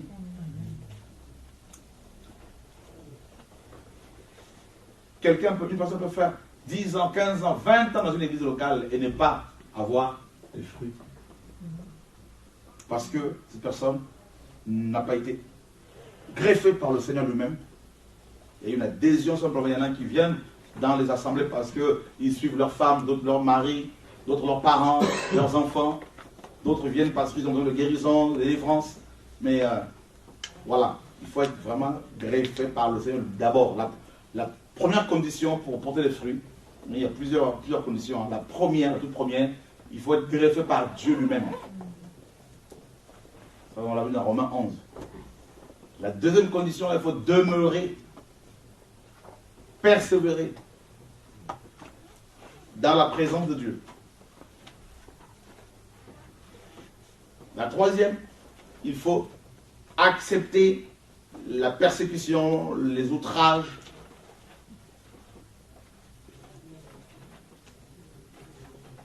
Dieu se sert de cela pour nous faire grandir dans les fruits, hein, pour faire abonder les fruits dans nos cœurs, dans nos vies, en nous.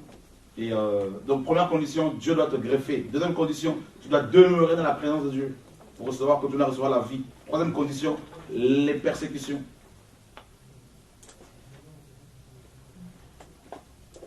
Est-ce qu'on peut se dire, oui Seigneur, je suis loin de tout ça là, mais là comment faire? Et ben oui, donc premièrement, il faut être greffé. Donc, poser la question Seigneur dans la prière, Seigneur, est-ce que c'est toi qui m'as amené à toi, ou est-ce que c'est toi qui m'as attiré à toi, ou est-ce que j'ai fait une adhésion, je suis venu à toi parce que j'avais peur de l'enfer, ou parce que j'ai... Qu'est-ce qui t'a amené au Seigneur? Qu'est-ce qui t'a poussé à aller au Seigneur? Bon, ça peut être la peur de l'enfer. Après, tu retrouves, tu tu rencontres le cœur du Père, ok. Mais voilà, est-ce que c'est Dieu qui t'a greffé ou est-ce que c'est bon parce que tu te dis, bon, j'ai pas le choix, je vais prier parce que bon, c'est pas mal quand même, parce que bon, j'aime les frères et sœurs.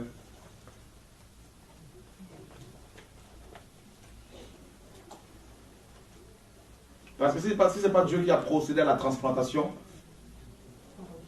il va y avoir un rejet. Bien sûr. Tu ne peux pas participer à la vie de Dieu.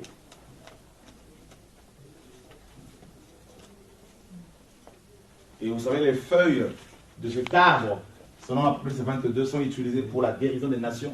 Ésaïe 22 et également Ézéchiel 47. Pourquoi? Parce qu'elles sont en forme de cœur. La guérison, c'est quoi? C'est la restauration du cœur. Thérapie en grec, c'est la restauration, la guérison. Ben oui, la thérapie. Ah oui,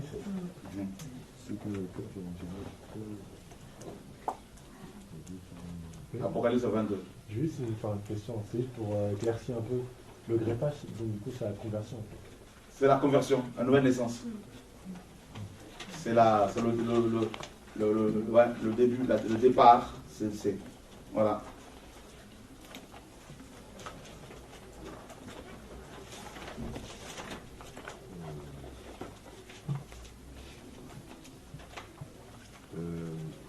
Je vais te poser une question. Mm-hmm.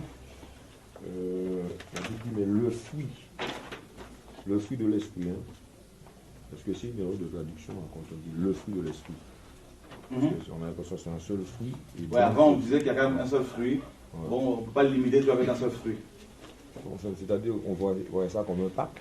Ouais. Et dans le pack, il y a tout le reste. Quoi. Le pack, c'est Dieu lui-même. Et tout est donné par le Saint-Esprit. C'est Dieu lui-même, voilà. Vous savez que si quelqu'un a le Saint-Esprit, normalement... il a tous ses fruits. Et il grandit avec ses fruits. Il grandit dedans. Donc, il peut le manifester. Bien sûr. Donc, c'est pas parce que, par exemple, on a un problème avec quelqu'un, mais parce qu'on sait qu'on a la capacité de pardonner, on pardonne. Bien sûr. En agissant comme ça veut dire qu'on manifeste le fruit. Bien sûr. Et à force de le faire, ben, on évolue dedans et puis on devient ce que le fruit est, quoi. Bien sûr. Enfin, on devient le fruit, on porte ce fruit. On porte ce fruit. Apocalypse 22. 2.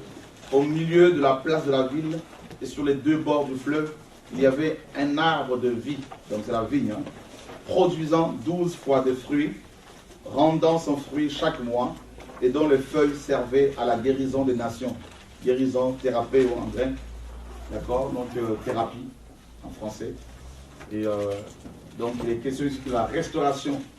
Le thérapeute, guérison, signifie aussi restauration. Donc vous voyez, avec la joie, avec les fruits que nous sommes censés porter, notamment la joie, la vie de Dieu, donc eh ben, nous apportons la restauration dans les familles, dans les foyers. Bah oui. Ah. Dieu se sert de vrais chrétiens pour amener la guérison de l'âme. Bah oui, il guérit nos âmes et nous allons guérir les autres.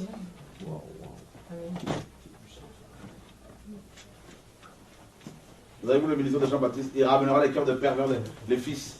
Ben c'est ça, la restauration des familles. Comment? C'est chaud, hein? Il n'a pas dit que le Seigneur va... Ce sont les cœurs. En fait, la conversion, c'est la rencontre du cœur de Dieu et de nos cœurs. C'est ça la conversion. On a parlé de la joie, mais c'est quoi dans le psaume, on parle de l'huile, de la joie, de l'huile d'allégresse. Est-ce que ça a un rapport avec ça? C'est un rapport avec la joie de Dieu, avec ce fruit, tout à fait la vie de Dieu en nous produit la joie. Voilà. La vigne, c'est d'abord la vie. Hein.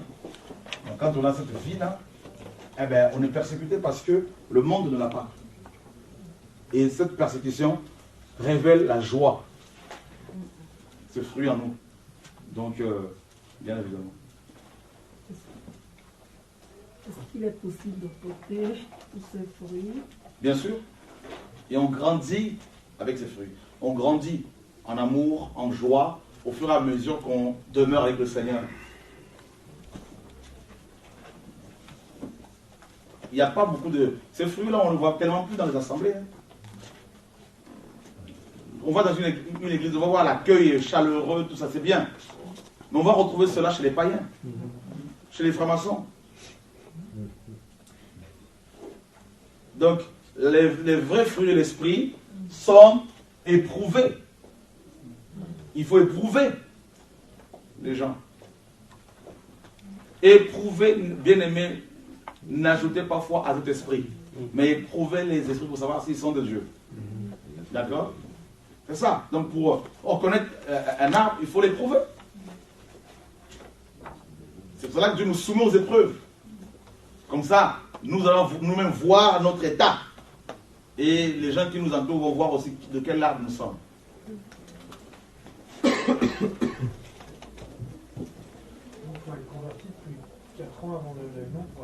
Pas du tout.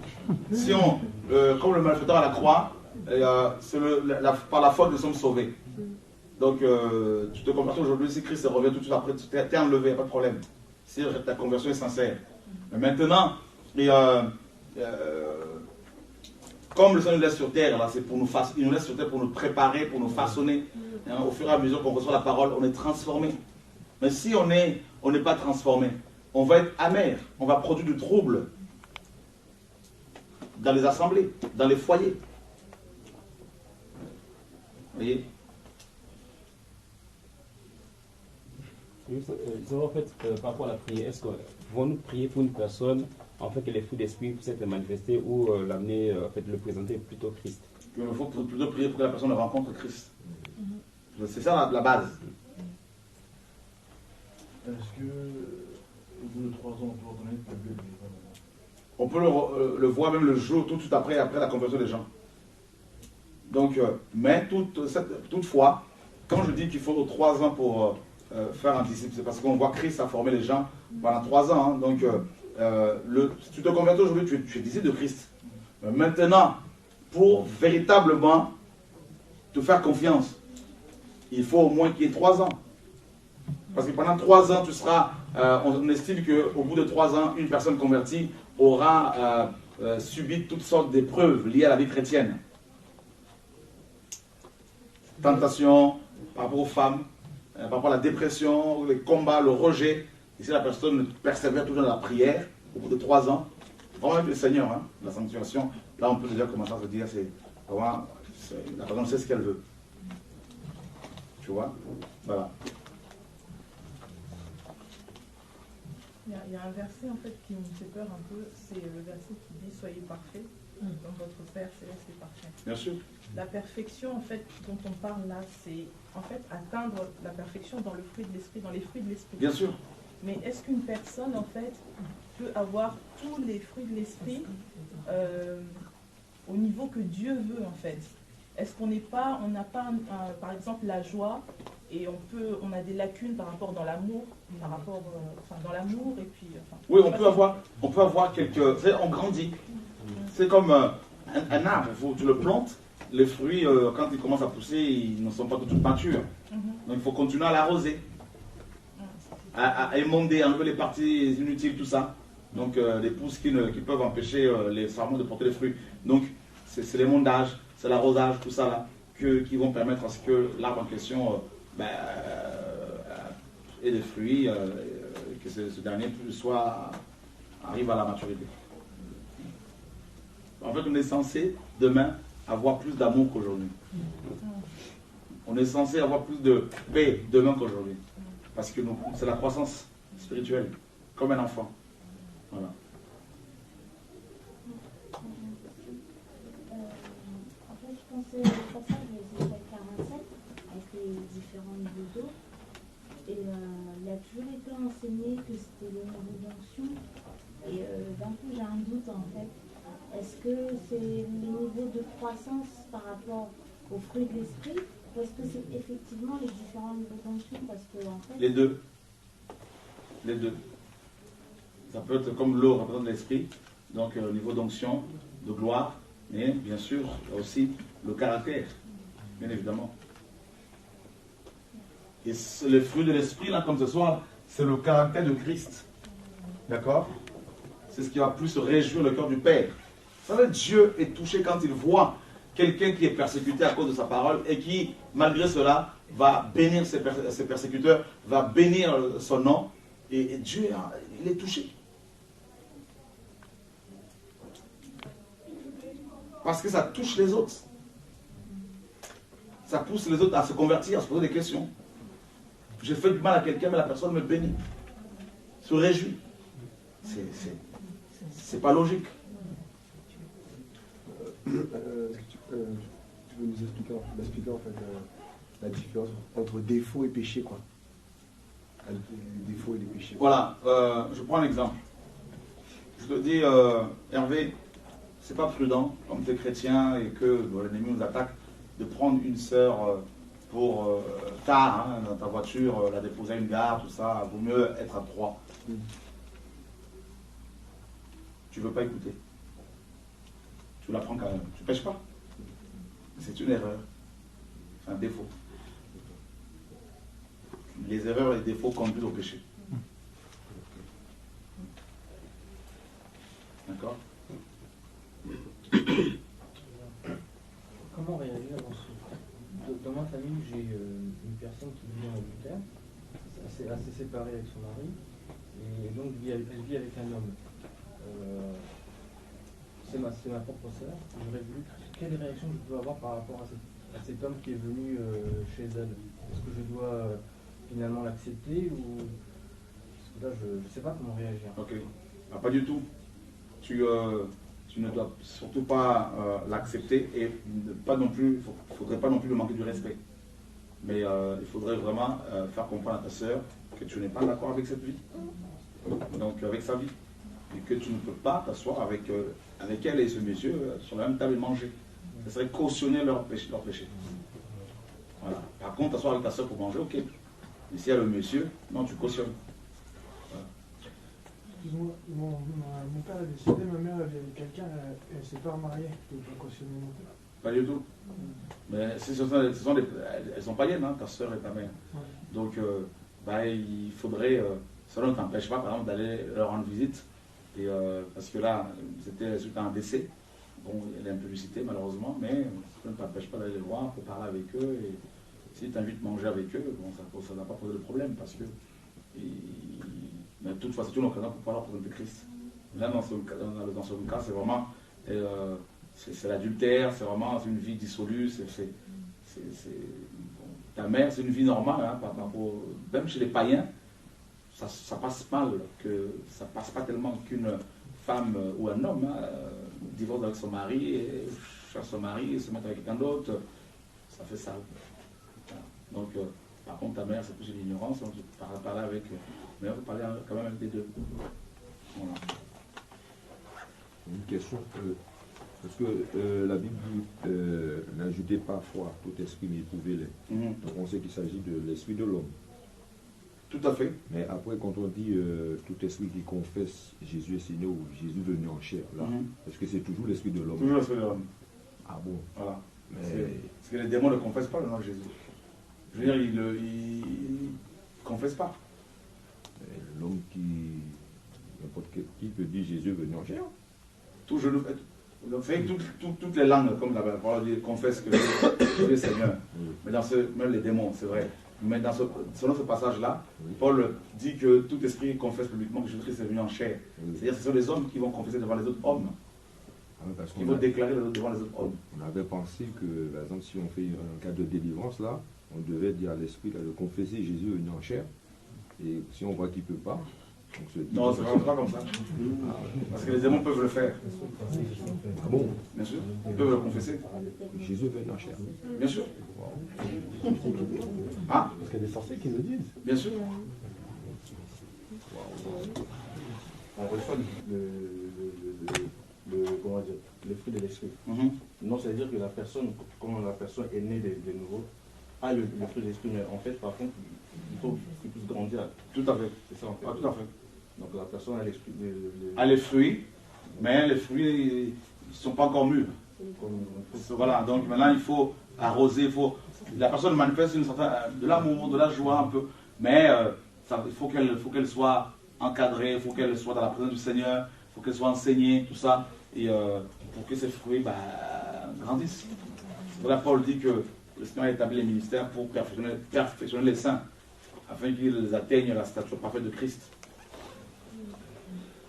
D'accord? Mettons l'accent sur les fruits, frères. Si vous voulez aller au ciel, mettons l'accent sur les fruits. Oublions un peu parfois nos ministères. Oublions ça. La perfection par rapport à cette ministère de la parole, c'est la perfection par rapport au fruit de l'esprit, probablement. Vous devez communiquer en fait aux encourager. Bien sûr. Pour les encourager. Effectivement. Effectivement. Donc c'est la personne. Qu'est-ce que. En fait, vous avez vu la parabole. Vous avez vu la parabole de Matthieu. On va juste rapidement pour bien éclaircir là. Et puis on va finir là. Regardez cette parabole. Vous avez vu, il y a plusieurs paraboles relatives aux fruits. Le Seigneur voulait manger, il avait un figuier, il s'est approché de cet arbre pour prendre le fruit, et puis il n'y avait rien, il le maudit. D'accord? Ben quelle est l'image prophétique que l'on peut tirer là derrière? C'est le retour du Seigneur. Il vient pour prendre le fruit, et ceux qui n'ont pas de fruits, ben, ils vont être maudits, et puis les autres vont partir, ils vont être mangés. Parfait. Il faut du prier pendant longtemps pour comprendre ce passage-là. Ben voilà, Dieu te donne la compréhension prophétique. Qui vient me donner tout de suite. Amen.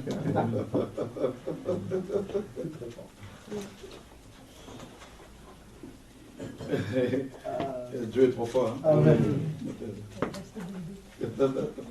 Bon voilà, vous avez vu la parabole de vigneron dans Matthieu 21. Verset 33. Écoutez une parabole, une autre parabole. Il y avait un homme, maître de maison, qui planta une vigne. Il l'entoura d'une haie, il creusa un pressoir et bâtit une tour. Puis il la ferma à des vignerons et quitta le pays. Lorsque le temps de la récolte fut arrivé, il envoya ses serviteurs vers les vignerons pour recevoir le produit de la vigne. Qu'est-ce que Jésus-Christ va revenir chercher? Le produit de la vigne. Alléluia. Amen. Amen. Vous comprenez pourquoi il a dit, vous aurez des tribulations, des persécutions dans le monde. Parce que c'est pour nous pousser à porter du fruit, à produire la joie. Quand Jésus-Christ va revenir, l'enlèvement de l'église c'est quoi? C'est comme un champ ici, là, dont les plantes, les arbres portent du fruit qui sont matures, qui sont arrivés à maturité. Et bien Christ revient pour cueillir. C'est ça l'enlèvement. Parce que le champ c'est le monde. Et on a vu, donc cette parabole nous donne vraiment quand même un certain éclairage là, par rapport aux fruits, par rapport à l'enlèvement de l'église, tout ça. Et dans Luc 13, un autre passage que vous allez devoir méditer.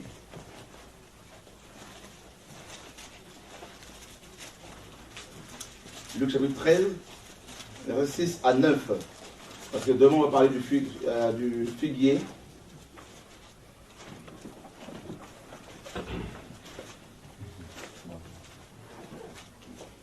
Voilà. Donc ceux qui partiront à l'enlèvement, ce sont ceux qui ont les fruits. Ce ne sont pas ceux qui ont gagné plus d'âmes.